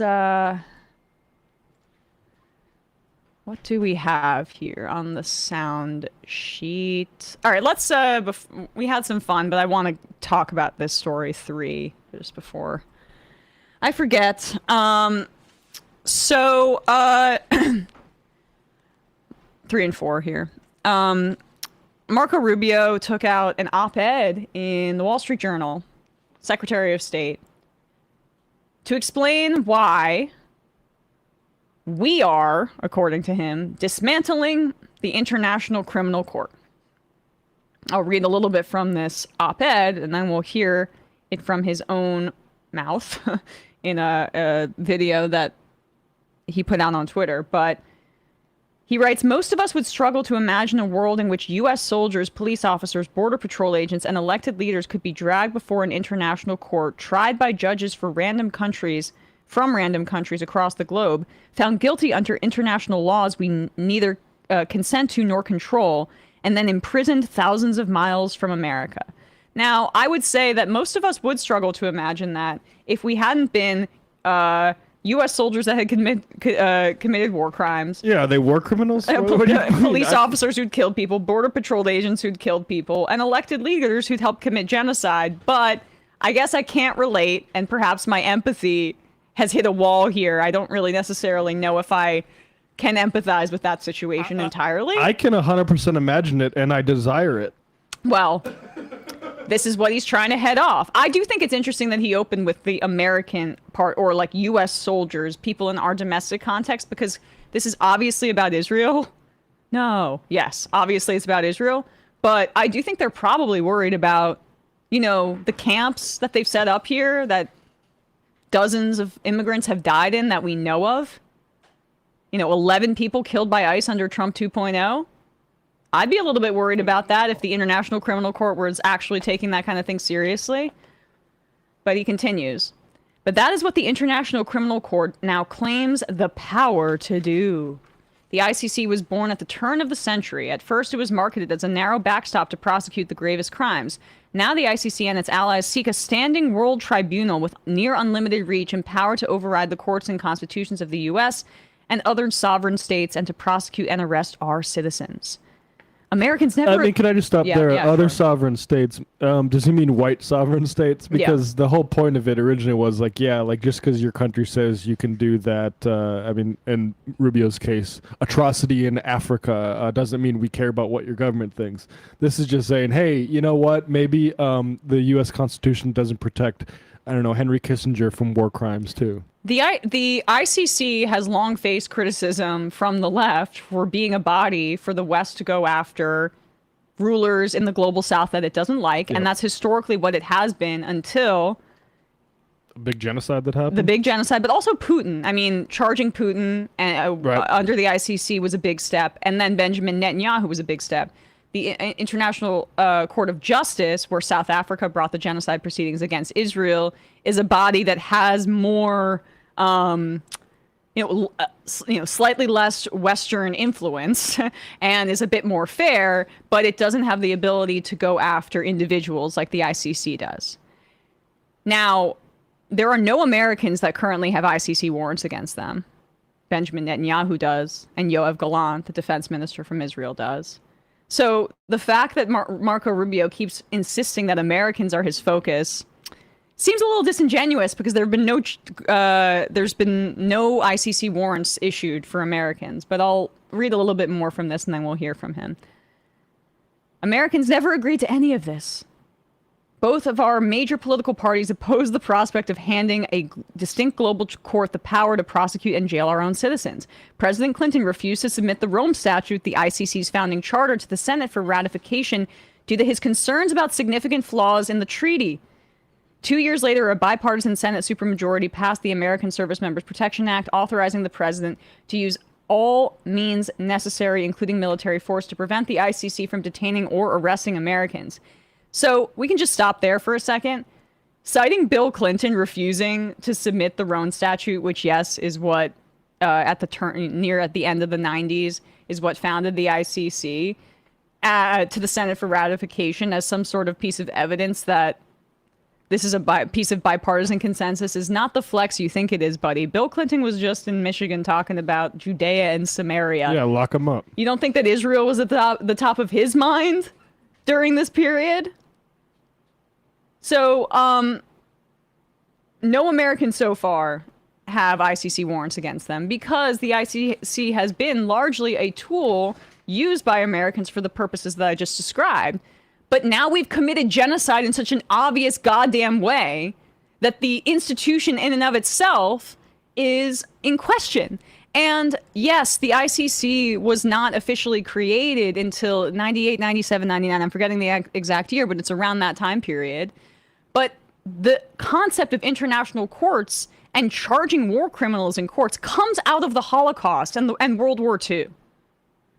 And the fact that this government is undercutting that very international court framework born out of World War II and the Holocaust on behalf of Israel, which is presented as reparations for the Holocaust, when we know that's a lie, but that's how it's presented, is just like kind of a level of depravity and anti-history and moral degradation that is difficult for me to necessarily kind of articulate right now. So let's hear from little Marco here about, why we've got to do this. For 250 years, Americans have governed ourselves as a free and sovereign people. We choose our own leaders, we determine our own laws, and when we're accused of a crime, we stand for judgment before a jury of our own peers. This is the essential and indispensable... Which doesn't include anyone else in the world. Yes. Because we are peerless. Here's the question. What about if the crimes are committed against people who are not Americans? How about that? Okay. This is the essential and indispensable feature of our form of government. It is the foundation of our shared way of life. But today, powerful people in faraway places want to take that away from us. Oh. They believe that they should be in charge of your laws, of your country, your You're life. literally... And okay, they I'm don't sorry, care I'm whether or sorry. not- Conservative projection is at a fever pitch right now. This is just copy and paste this part, and this is what people think about what Israel's doing to our country. Keep going. Agree. Halfway across the world, there's an institution that calls itself the International Criminal Court. Maybe you've heard of it, maybe you haven't. But chances are you don't know the names of its judges, of its prosecutors, or its president. I don't know the name of our judges. And you shouldn't have to. But as we speak, the ICC and its friends are waging a war against our country, not with bullets or missiles, but with statutes and compacts and the force of so-called international law.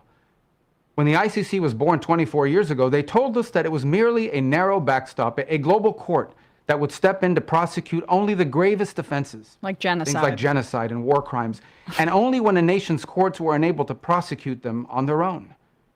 But the truth is, it was something far more radical and extreme. It was a global tribunal staffed by unelected globalist bureaucrats who claim their power is almost unlimited. The danger of this global court has only continued to grow. All right, I think we get the Yeah, picture. like, why are you in jail yet? I have another clip from Marco Rubio here that's related. It's actually from only a couple weeks ago. And that thing he says about so-called international law or whatever, right? International law is something that these people love to dismiss.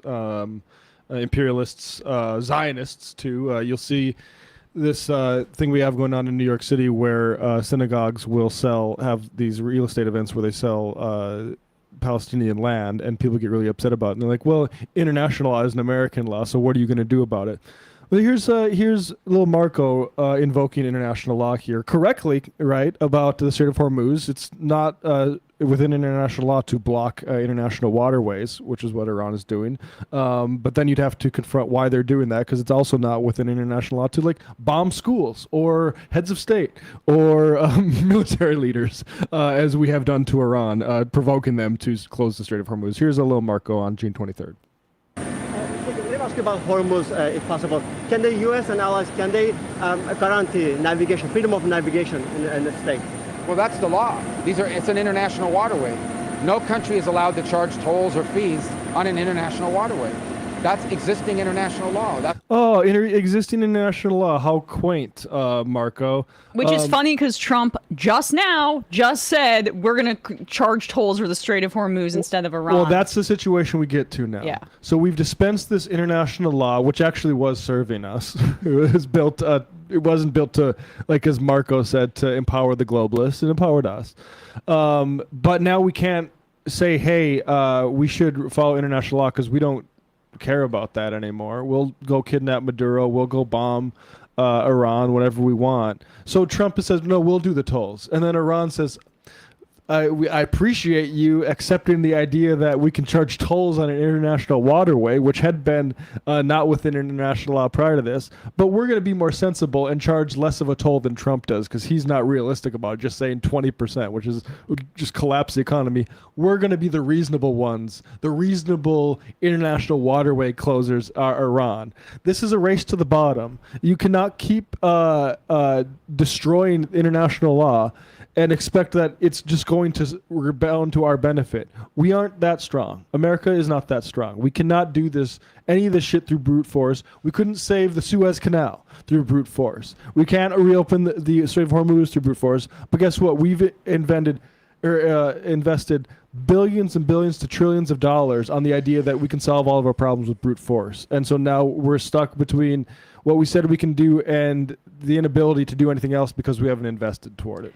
And genocide is a term under international law that actually has legal ramifications. So that's why Rubio says incredulously, it's supposed to be there to prosecute crimes like genocide.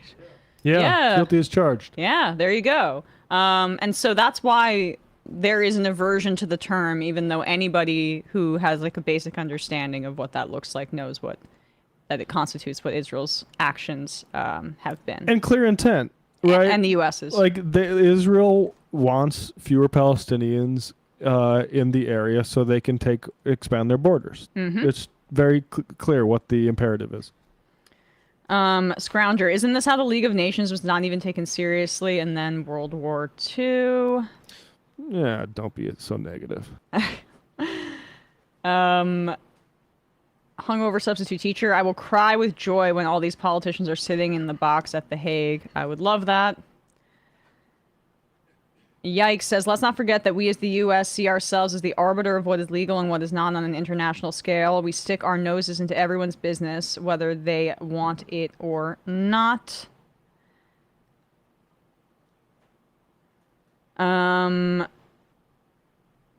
Trump change. Is Rubio talking about CCOT? That could be it. That could be interesting in terms of what he's referring to. Not Your Property says, I think the Trump administration might be afraid of the ICC over bombing fishing vessels and starving Cubans.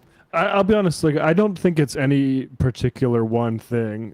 Just like it wasn't any particular one thing that made Bill Clinton react and say, we're going to reserve the right to defend ourselves militarily from International Criminal Court. This is about American supremacy. Yep.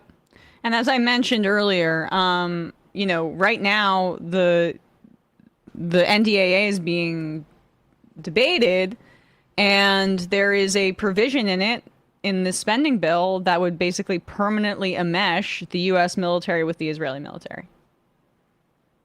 So, contact your representatives. Exactly. We have a link to that down below.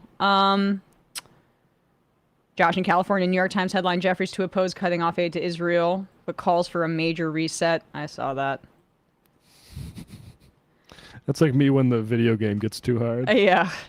Need a major reset on it. Galactic Nurse Bugs, yes, Emma, every Holocausted people needs to develop its own ICC, just like the Jewish people did after World War II. That's just how this works. I think you're being very sarcastic there. The idea, he's essentially arguing that, like, the Germans should have been able to handle this internally after they committed the Holocaust. Yeah. Let's do this, okay, hold on. I'm just trying to make sure that we have a ton for the Michigan race. I would like to do 5 through 9, Matt. If you don't mind pulling that up, I'll read some IMs.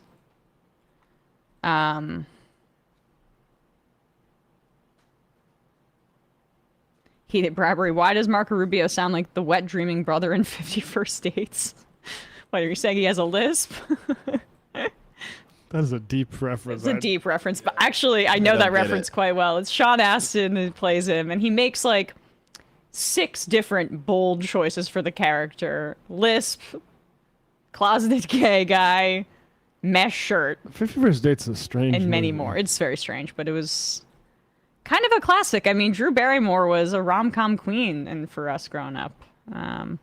At least for my money. That is grandma. That is grandma.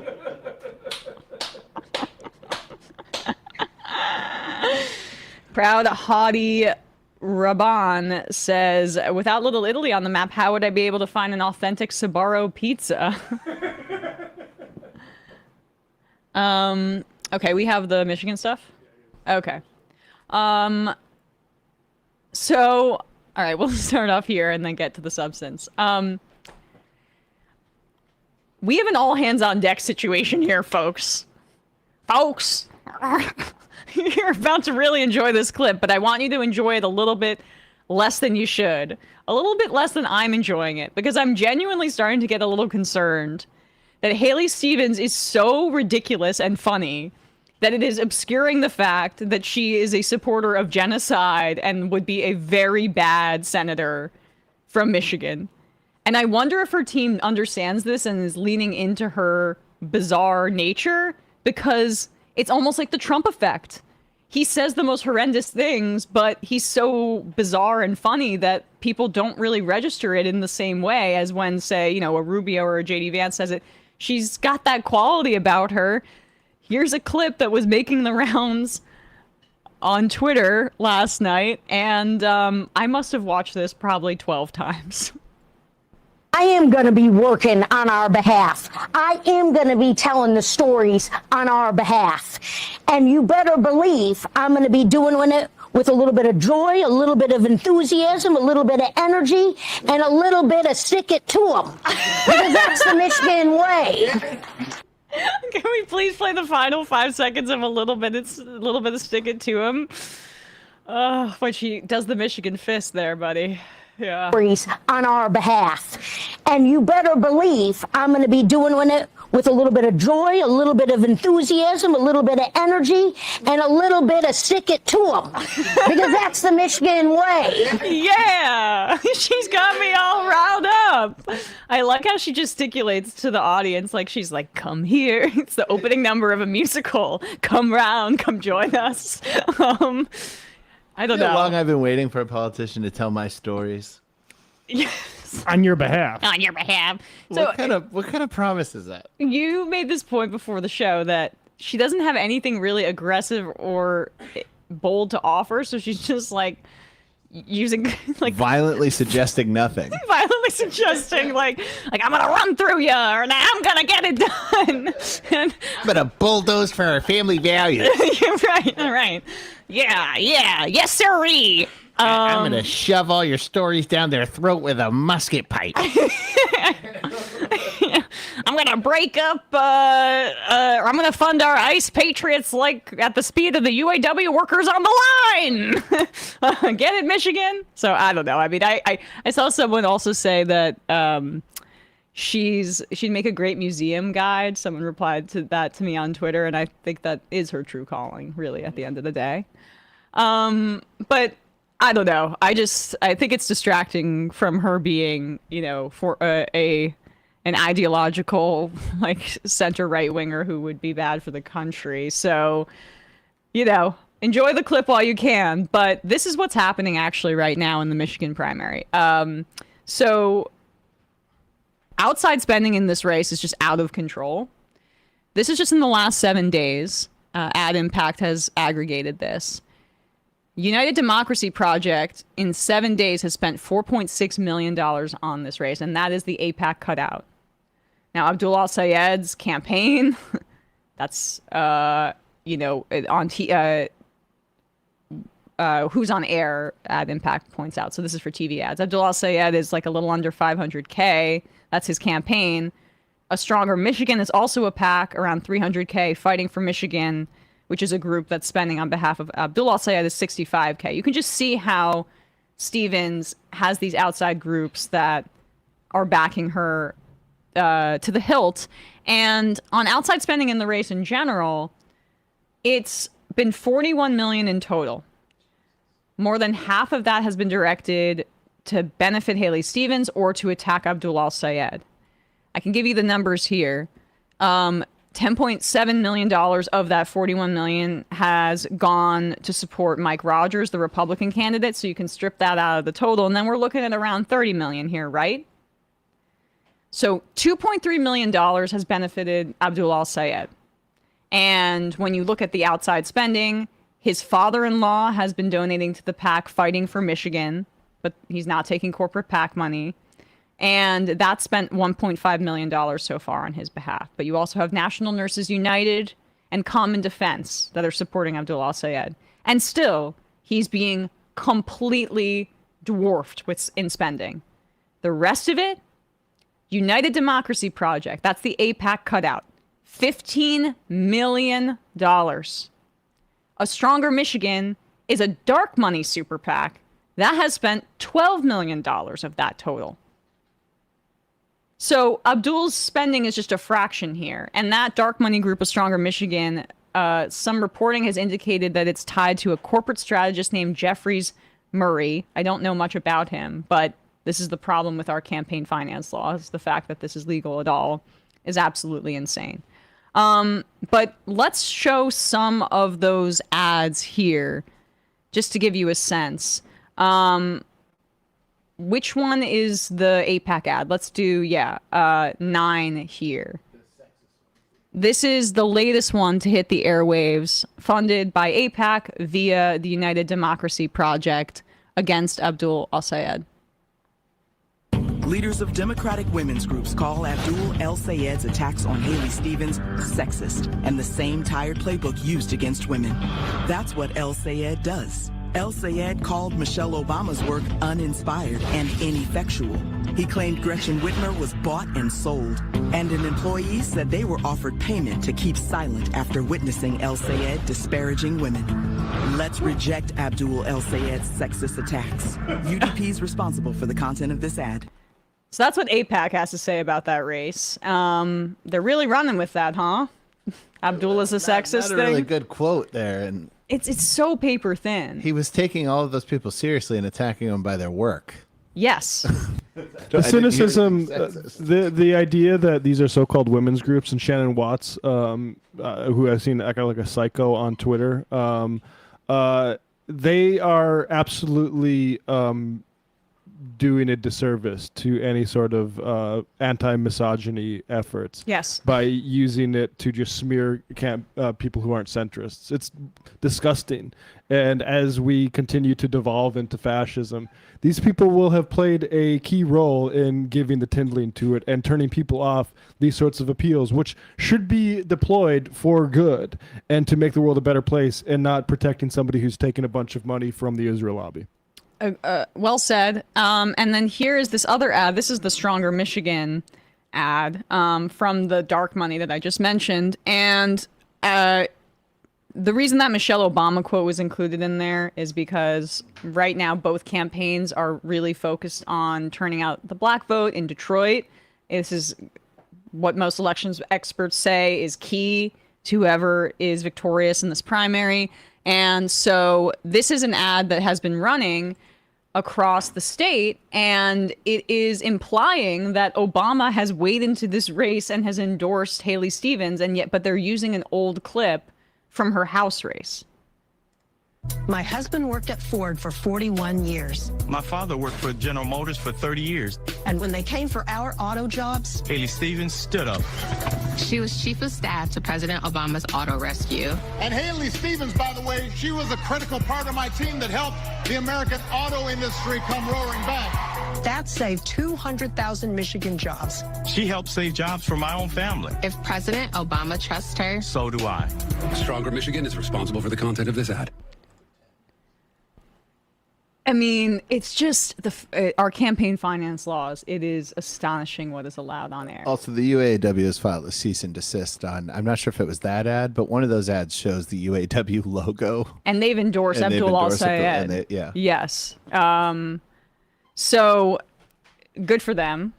And here is a voter. Sam Robinson is a reporter who's been going around and speaking to Michigan voters. And we played a clip yesterday of one of the people he spoke to. Here's somebody else that he spoke to. This is Dennis Boatwright, director of the Center for Pan-African Studies in Detroit, talking about his assessment of the race, and he touches on that ad and like what some of the campaign tactics have been in terms of tying Obama to Haley Stevens.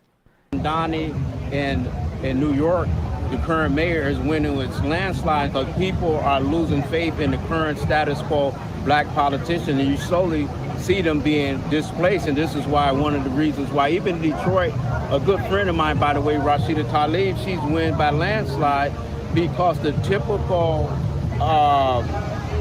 Hakeem Jeffries type, old guard Clinton, even Obama, by the way, and I like Obama, they've been replaced by people that the younger people feel that they are responsive to their needs and ideas.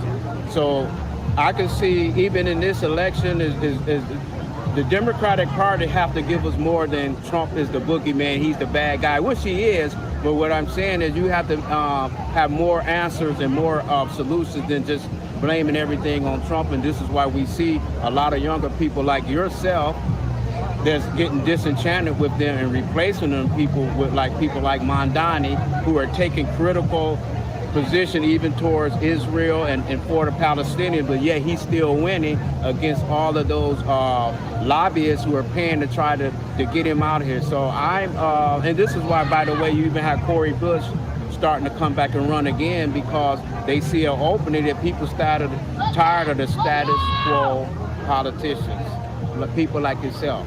What do you make of Obama being invoked in this Michigan Democratic primary race? He's in the ads with Haley Stevens. Of course, he hasn't weighed into this race specifically, but Haley is using him saying good things about her in television ads. And when I talk to people that have voted for Haley Stevens, they tell me that that's why.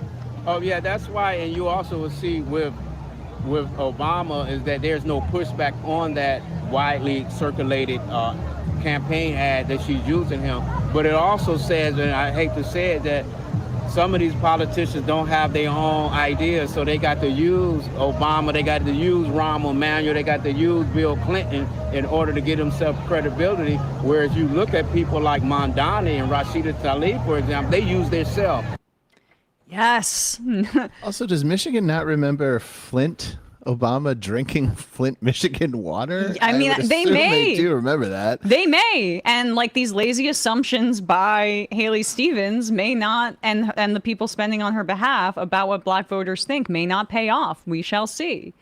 But you see how Zoran has changed so much. Like, you know, Mamdani being cited there by him multiple times is an example of how winning begets winning and the snowball effect starts to take place. Because once you show people that a better politics is possible, they are less likely to accept the boilerplate answers and lack of vision from other candidates.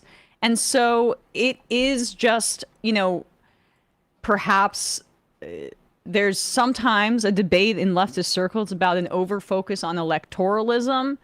Look, it can get you burned. You can back a candidate and then not be who they say they were, for example, like in my instance, and this happens a lot. But yeah. I get enthusiastic about electoralism, if you want to call it that, because I know what it can signal once you start to rack up DSA wins, once you start to rack up leftist wins.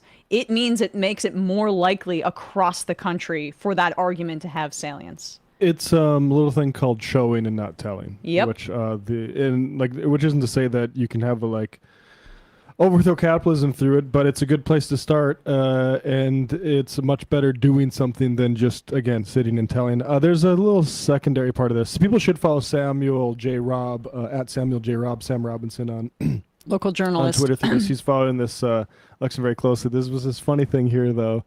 Hassan sort of flagged this, and Sam saw it. It says, apparently I also sound like Haley Stevens. Hassan flagged this. Oh, no. I want to play this clip a little bit, because you can hear it a little bit. Yeah. And what do you make of folks nationally? This dude's accent. That's Michigan, right? You're watching MSNBC or CNN, and they're talking about Michigan's Senate Democratic primary as like a inflection point within the party. They say, well, if Abdul wins, the party's going to go this way. If Haley wins, the party's going to go Bro also sounds like Haley Stevens a little bit. Hassan, why'd you gotta do him like that? But yeah, shout out Sam, who's been doing great work up there. Yeah. Jehovah Witness says, I'm a half hour behind, but my grandmother immigrated from Italy when she was 4 and lived in New York, and the fact that PBD is dressed up in olive oil face is just appalling. That is grandma. Nick Tater Ship of the Proletariat says, that Obama ad could be devastating. My old black mother promised me to vote for Mamdani after I explained his policies multiple times versus Cuomo, and she still ranked him third and didn't rank Mamdani. There's something in their brain that doesn't allow them not to vote for a centrist. I don't know if there's something in their brain. Older people are more conservative by nature. It doesn't just mean older black voters, but I think there's conservatism and ranges of it within the political spectrum. And if you're black, you're more likely to be a Democrat. And then you're if you're older, typically, look, old people are not. Side. Old people are just and this is painting with a very broad brush, but often not receptive to new information. So, like in the Massey Gallrain race, Massey cleaned up with people, everybody under 55, and still got absolutely destroyed in the election because every single boomer's like, "Oh, Trump and the Republicans are telling you to vote for this guy. I'll vote for him." And what I'm saying is your mom in the primary in ranked choice voting may not have been swayed by Mamdani, but did your mom vote for him in the general? Does she like how he's doing now? Is she more open to arguments about Mamdani? I mean, that's part of what happens here is people get to see what's possible and it changes people's minds. And you're able to break through some of the conditioning about how if you're a leftist, you're not a real Democrat and you're going to lose to Republicans, which is the fear that they play into, that a lot of older voters are still clinging to. That is grandma. That's grandma. Polish onions. Chuck Schumer's mic caught him passing gas on the Senate floor earlier today, the most entertaining thing he's done in a speech in years. I never believe those videos. What happened? It's just sometimes a noise. Like, there's a lot of people that, think that they've heard someone pass gas on camera. And again, this is my least favorite topic of all time in general, so I need to read the IMs before I say them out loud. I don't want to think. Puritanical. I don't want to think about it. That is, I am puritanical about potty stuff, and yet this is where I work. Potty stuff. Yes, I hate it. I hate talking about it. And Sam loves talking about it more than anything, maybe, except maybe apples and Social Security. So, do you want to see a Meta guy selling Meta AI glasses to an Atlantic writer? I would like that. I would like to see it. Yes. This is at Boz Tank, who is Boz. I'm not sure what his full name is, but he is the Meta CTO, the Chief Technical Officer, and so look. Some of you might be looking at these glasses as like, oh, this is a huge invasion of privacy. I feel like almost like people, when Google Glass came out 20 years ago, I feel almost like compelled to violence because I feel like I've offended and my privacy is being invaded by somebody who might be taking surreptitious pictures of me. Well, Meta has a response to, sort of why we might need to accept this technology, which should be banned. Here it is. The program that has been written about is called name tag. The idea of that is not, here's a person you haven't seen before, here's who they are, here's their LinkedIn. It's that this is a person you've met or who's in your Facebook graph. Encrypted locally to your device, somebody that you met in person with your glasses on, who introduced themselves, or you said, okay, this is David, remember this person. Only available to you when you're wearing your glasses. This is a person you've met before, here's their name, they're right in front of you. That's what I'm talking, that's what we call a name tags feature. So the laugh there before we let him go on, I've watched people lie on camera an awful lot and give assurances that they couldn't maybe really fully underwrite, and that's the sort of alarm bells going off. You remember in the Secession when it's like, we can hear you. Yes. That's what this reminds me of, because it's like, it's just all these assurances. It's just encrypted to your glasses. Sure, buddy. Sure. Yeah. Wait. It's Meta. It's Meta AI glasses. Yeah. So Meta, the same company that snuck in that AI feature that everyone had to go. That everyone had to settings. manually do, and then they had to retake it because they were taking all of our content and putting it into their AI and trying to do it surreptitiously without telling users. We should trust them that they're only collecting what they say. And won't share it for now. Mm-hmm. Maybe later we might. I don't Maybe know. to investors. That's what I'm talking. That's what we call a name tags feature. Right. And it's so I think people get confused because they hear face recognition and they think, oh, there's a central face database that everyone's being scanned constantly into. There is. It's not that. ICE is using it. It's still controversial. I think it's one of those things that you can't even do in some states based on the state laws. We've got BIPA in Illinois and QB in Texas and these things. Seem familiar with those, it's buddy. a thing that I think would be a great feature. By the way, and I've told the story through the blind low vision community, or told the story through Oscar Mike. You'd use it. I'd use it. Like, I go to parties where I definitely have met somebody before. You're a journalist. You must meet people constantly. Oh my and God. constantly in your head, be like, I know this person, name, face, what was the last time we talked? What's the context Yeah, you here? can ask them that. Can you? They literally want a freaking personal assistant. This is a scene in The Devil Wears Prada with, how Anne Hathaway's character is able to get Meryl Streep to trust her is that she remembers all of the people and is able to tell her if she forgets a name. These tech freaks, the social anxiety that they have, or that they tap into, and they provide solutions that should just be solved by the spontaneity of human interaction. They sound like the manosphere people who put all of these barriers in between you and socialization and then pretend it's about connecting. And then create more problems. Like the idea, okay, I'm sorry you feel a little bit awkward saying, oh, sorry, have we met before? And so the solution to that is to introduce spy glasses. Right. That mass surveil everyone at every time and could easily be used, I'm sure they already are, to record people against their will. I can't believe I'm seeing people post meta AI stuff on Instagram. Like, I know. But this is what they're saying. We need to do the surveillance state to solve your social anxiety. Because I'm awkward. Yeah. Maybe there's one. Maybe there's a little bit more here. We call it the cocktail party problem. It's a very universally human problem. Oh. Nearly every human I talk to, no matter what their status of their vision or their memory is, understands that this is a problem that would help them feel more comfortable in social situations if they had it. But it has to be done in a way that people. I'm sorry.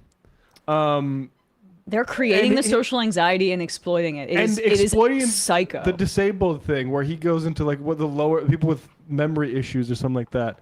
That is, I'm sorry. There has to be other solutions besides clearly what this guy wants, which is states to stop passing legislation, stopping this sort of face scan to go through. It should absolutely not be. In Japan I think it's Japan where they had to say that. When phones take pictures, they have to make an audible shutter sound because people were taking surreptitious pictures of women on public transportation. Good. Every law like that, good. I agree. Yeah, it's insane. Such a small problem. Like you forgot somebody's acquaintance's face. That's ridiculous. But it makes me sad. Like we are alienated from one another, and capitalism has created that problem. We don't have enough free time to socialize, to be our true selves, to live full lives. Yeah. Then, to satiate that, we're given phones that, look, I'm as online as anybody. You're addicted to it to a degree. It simulates some sort of social connection for a lot of people. It makes them more anxious, and then they sell you the cure to the problem they've created. It's very much like what the manosphere does for men and their interactions with women. Like they give them these patriarchal and retrograde dating views about, and they pretend like it's a science, and it's all premised on superiority or like a very angry view towards women and a one-dimensional view of what they want. The men that consume it or boys learn those tools. They are not going to have success with Both things are true. With women with those tools. So then what do? Well, time to sign up for more classes to learn how to be better with women. It's I don't know. I don't know how people sleep with themselves, but got to return value to investors. Yep. And that's where it's like endless growth and the concept of it under capitalism is a true danger to all of us. Because Facebook and Instagram, they've grown enough. Everyone's on it. There's not enough people anymore to join it. That's it. We're done. Okay. You don't need to grow more. Stop. But they need to statutory. The Supreme Court ruled that these companies have a fiduciary responsibility to increase shareholder value. It is U.S. law. So what are you going to do? Just create a product that works for people and then stop? No, you've got to get them more addicted. You've got to create something else. We'll do surveillance technology. We'll do AI. We'll destroy the environment. You need to get rid of rules that are in the way of them making more money. We'll gobble up your water. Gulf Coast Grit, if they ever really do develop human-like robots loaded with the chatbot AI, then we are cooked as a society. Well, I think they're lying about that, so. Human-like robots with a chatbot AI. Those probably already exist, right? Yeah. The problem is it's a language model, so it's not really going to become, smarter than all humans and fix all the problems.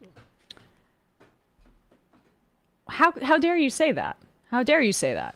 Yeah. That's not what investors are hearing. Oh, yeah, they hear that, you think it's good now, it's going to get exponentially better. It's going to get exponentially better at, doing text-to-speech. 1,000 times better than a human could ever read that. Right. Albert Tom Torres says, I was in Puerto Rico last week and my family was talking politics and they asked me if Kamala Harris should run again. I said no and I preferred someone more to the left. And when they asked who I said AOC Mamdani type, and they all lit up and started excitedly praising them. They were all once mainstream lib types who seem really ready for something different. Yeah, I mean, that's really that's not going away. And I just looked at Janet Mills' statement on the ICE shooting, and it's like, I understand everyone's scary. Everyone's scared. It's bad when things like this happen. We're going to look into it. It's like, oh, thanks. Nice. All right. I want to get to one more thing here.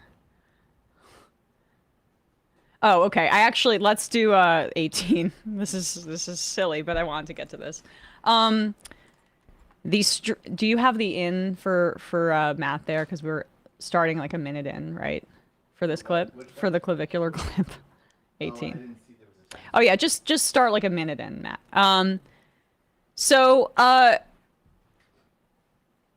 And it's the higher quality one, right? Okay. So this story's kind of interesting to me. I know it's about clavicular, so bear with me, but I do. Well, who is clavicular? This young influencer who started the sort of like looks maxing, hit yourself in the face with a hammer so it grows back more handsome sort of thing. Right. So he's like somebody who's, done a lot of cosmetic procedures at a very young age to look a certain way. And a lot of drugs, right? Didn't he overdose on camera? And he's always clubbing. He's down in Miami. There are long-standing rumors that Peter Thiel has some link to clavicular's rise. And I cannot confirm or deny that, but I can say that Peter Thiel and Palantir and all of his other investments are heavily invested in the state of Israel. That Peter Thiel and Jeffrey Epstein, who was quite likely a Mossad agent, had been communicating for quite a while prior to Epstein's incarceration, and after those communications, coincidentally, Peter Thiel opened up a Tel Aviv office. So, but there are other billionaires that could be financing clavicular here. Who really knows? However, he went over to Israel as a part of some PR push because they are having some bad public relations right now. I'm not sure if you guys have heard about this, but everyone's pretty disgusted with Israel for committing genocide. Oh yeah, right. So they've got to pay people to come over and win back the youth. Netanyahu is freaked out about this. He's all over cable news saying that, oh, don't worry, we're not going to need U.S. military support anymore. And that's why I'm pushing for us to permanently integrate our military and intelligence sharing in a way that the public has no input in it. But I'm definitely not worried about how young people, including young Republicans, are disgusted with Israel and want to sever ties immediately. So they are trying to do public relations to bring in younger influencers to make them be pro-Israel. However, there's a bit of an issue here because in Israel, the population was a little upset about clavicular coming to town because he's one of the guys that was filmed earlier this year or a year or so ago at a club in Miami, singing along with Andrew Tate, the other rapist brother, Nick Fuentes, and somebody else, singing the Kanye West song that praises Hitler. And there was a Nazi salute that was, also someone did it in there, in on stream in that group because they're all so edgy, right? And that's the other thing. I think Sneeko was a part of it. He's that other guy that is like pretending to be pro-Palestine just to do rage bait for Zionists. Just disgusting. People using the Palestinian cause as some sort of edgelord thing. Regardless, people in Israel were upset about this video. But Clavicular was like, hey, I came over here to give you guys good PR. Why are you pissed off at me? And I just found this to be kind of a revealing interview for a variety of different reasons because he's too dumb to know that he shouldn't say what he says here. Reality of Tel Aviv. But you know what everybody in Israel is talking about right now, right? Well, everyone in Israel is talking about, what we're doing that's good. So for you to kind of start the interview off in like a negative manner doesn't really make sense. You know, we came here after a ceasefire ended in a very unstable state, technically, to kind of show that, you know, Israel's a safe place. So for you to start off in an antagonistic way, I'm really, you know, kind of just confused. But how can you not talk about like the a very song? Poor journalist tactic. No. So if you're going to be negative, and ask about, you know, like old, you know, situations that are not so positive, then I really don't want to talk to you. Last January is not that. They're playing the old situation right now. Where You know, old situations where you and everybody said Heil Hitler over and over again. old situation of me in the club in this same calendar year. Yes, and I forgot to mention why this is another wrinkle that is interesting here, is that this is Channel 13 in Israel. Channel 13 has been at the center of Netanyahu's a battle with the Israeli Supreme Court. That's the channel that Netanyahu is defying the Israeli Supreme Court over, because it was a group of investors is trying to purchase it. They're critical of Netanyahu. The second authority is Israel's public broadcasting regulator, and the second authority would need to approve the purchase. And Netanyahu is trying to defy the court to block the purchase because they're critical of him. So it's just interesting that this is the channel that he's on, that they're pushing back against Clavicular. Who knows how much Netanyahu's government was involved in bringing this guy over here. And he's basically like, hey, I was coming here to paper over you guys doing genocide and war. Why are you bothering me with the Heil Hitler song? The old situation. The old situation. Old, you know, situations that are not so positive, then not so positive, yeah. Last January is not that old. You know, you got kicked out of a club just because right of this. after I was kicked out of the club, you know, the owner called me and profusely apologized. That's a lie. Offered me to come back and top my entire night. So it was just a mix-up. No, that's a lie. So why not clean the page? So why don't you clean the page and, you know, talk about how much I've done for this country's reputation, because it's in utter shambles, right? You go on TikTok, you go on any social media page, the amount of propaganda among Gen Z and misconceptions, you know, so that's what's doing the real damage, right? Not anything I've done. That, you know, we're here trying to set everything straight. I don't have to be in Israel, and quite frankly, if you're like, this is the most ridiculous thing ever. You know, I just woke up. I don't want to be talking to someone who's going to be rude. We understand, but there's an online backlash, you know. Because I'm here to do good things. So there's a backlash because of people like you. There's an online backlash because people like you, like me, talking about negative thing. So why don't you territory here, buddy. So why don't you acknowledge the fact that I'm here, doing a good thing for the country, showing off Tel Aviv's beauty, showing off that it's safe. Okay. Propaganda. Why don't you talk about that? There's women then here. There won't be a bad PR. Okay. So you're the one who's causing these issues. So you are the one. You are the one who's doing this. How can you not see the comments? How can you not see? Because I can't read them. It's in a different language. It's in don't you have? Did you translate? I don't even know what. All right, so I can't. Oh, I have Google Translate. Yeah, live on TikTok. Yeah, I could totally. Yeah, let me copy and paste every single little thing into Google Translate. But you surely understand that people are angry. No. Let me make you understand. I'm here for a good thing, and you're trying to drag me through the mud. Well, you're not. And, you know, give me reputational damage. So quite What's honestly, wrong with this apologizing about over, singing Heil Hitler? No, this interview is over. Just apologize. Why don't you apologize to me for? Why don't you apologize? I need to apologize. Why don't you apologize to me for wasting my time? Why are you afraid to apologize? Just apologize. That's it. זהו, ככה הלך. הוא שומע? אוקיי, הוא עושה סלפי, אוקיי, יפה. זה הזמן לסלפי. All right, I think we're good. Okay. So he walks out of the interview. God. I'm trying to do a good thing by whitewashing your insane country. And you're being a little bitch about it. You can't let the Heil Hitler stuff go. It's crazy that he can't even just say like, yeah, I kind of wish I didn't sing Heil Hitler in the club. Kind of. Kill my fan base. Dude. Yeah. Yeah. Why the fuck do you think I'm here? Jordy PhD. That would have been the political answer. Is like, actually, I'm trying to learn about these issues, and that's why I came to Israel. Come on, he just woke up. I know. Just woke up. Can you not be a dick? God. This guy's coming at me about all these negative situations. I haven't even had my eggs yet. I'm trying to be positive. By eggs, I mean low dose of meth. Trying to be positive. Okay. Socialist accountant says, I'm no expert on interacting with women, but apologizing and admitting you forgot her name is better received than a pair of surveillance glasses. That's from our other segment. Plus, you could use that money towards a nice dinner instead. Computer enhance.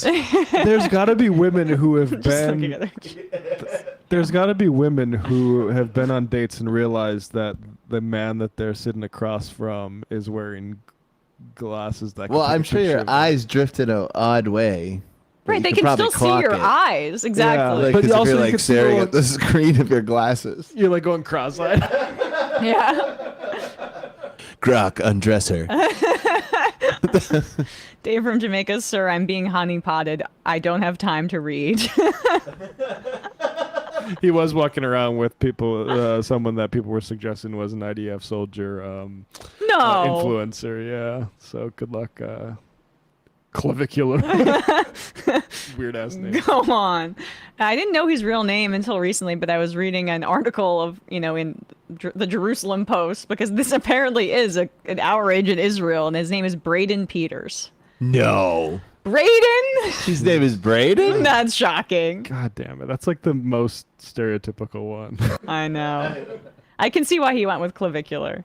Born in 2005, damn. Feeling old as hell. Do you feel old? Because he was talking like a toddler. He was, yeah.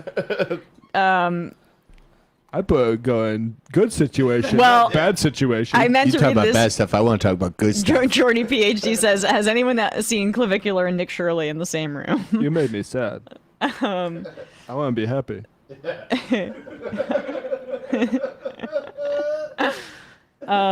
Real Chuck Schumer says, this guy's onto something. TMR should only cover me for good things. Yeah, the good situations. Yep. Don't come to us about bad situations. Rather stop talking about. Sema Cedarland said, clavicular's likely not dumb, but socially autistic. Matt Bernstein did an excellent video on him and recommend you check it out. I haven't listened to that episode of Matt's show. I should check it out. I just didn't really What's want to spend... socially autistic mean? Does that mean like there's nothing like neurologically different? It's just how you were socialized, or Maybe, but I guess you can still be on the seems wrong. You can be on the spectrum and be a bad guy like Elon Musk, for Right. example. yeah, and you You can can be on the be, spectrum and be dumb. you can have a bad. You can be on the spectrum, have a bad sense of humor, and they not be related. Yep. Crisis Actors Guild. Haley Stevens is giving me Danny DeVito penguin vibes. California Resistance. Emma, he is from Hoboken. Clavicular is? That is grandma. You are not a New Yorker. You have no clue. Oh. Potty Stuff says, classically, imperialism and ethnofascism are always carried out by the extreme upper class. Peter Thiel is a part of the human tradition, anachronistic as fuck.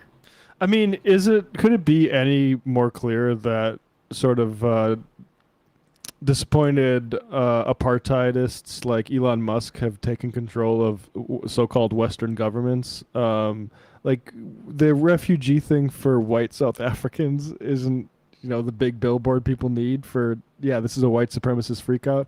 The entire reason for being ICE to be in the streets, people are like, well, they shouldn't be so they are there for a hysterical reason.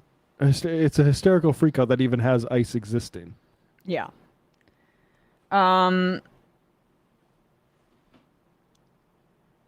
5 more and then we're going to get out of here. Mitch McConnell's corpse says, on the topic of data centers, I don't know if you all have seen, but in Georgia, they are now forcing people out of their homes to build more power lines for data centers.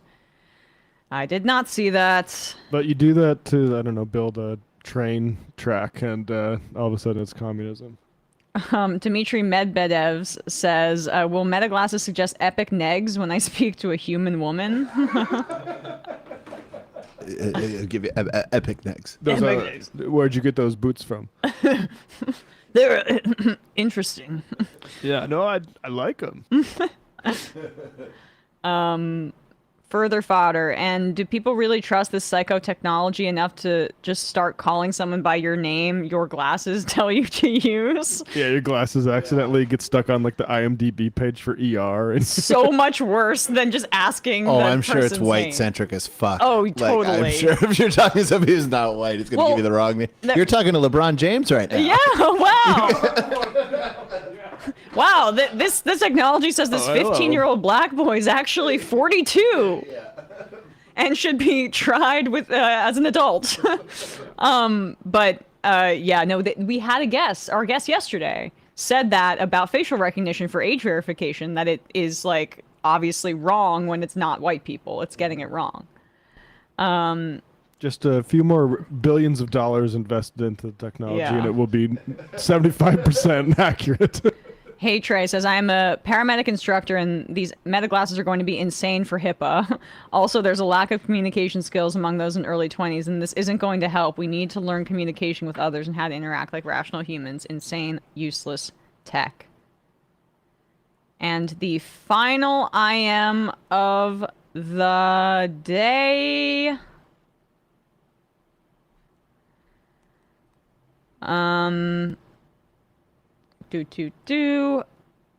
Alan Grant says, let's be real. The flags at half-staff today were in honor of Sam Neill, not Lindsey Graham. That was the real tragedy of last weekend. Yes, that is very true. All right, Those guys. interns are at half staff for memory attempts. Oh, I don't know why I did that. All right. We will see you tomorrow. Appreciate you all, guys. Bye. It might take all the strength I got to get to where I want, but I know somehow I'm gonna get there. I wasn't looking when I just got caught between the truth and the lie bar, but finding out won't make me feel any better. Yeah, I know the clock is ticking, but the meds are gonna kick in, and my pilot light shining bright. I get somewhere the choice was made for the option where you don't get paid.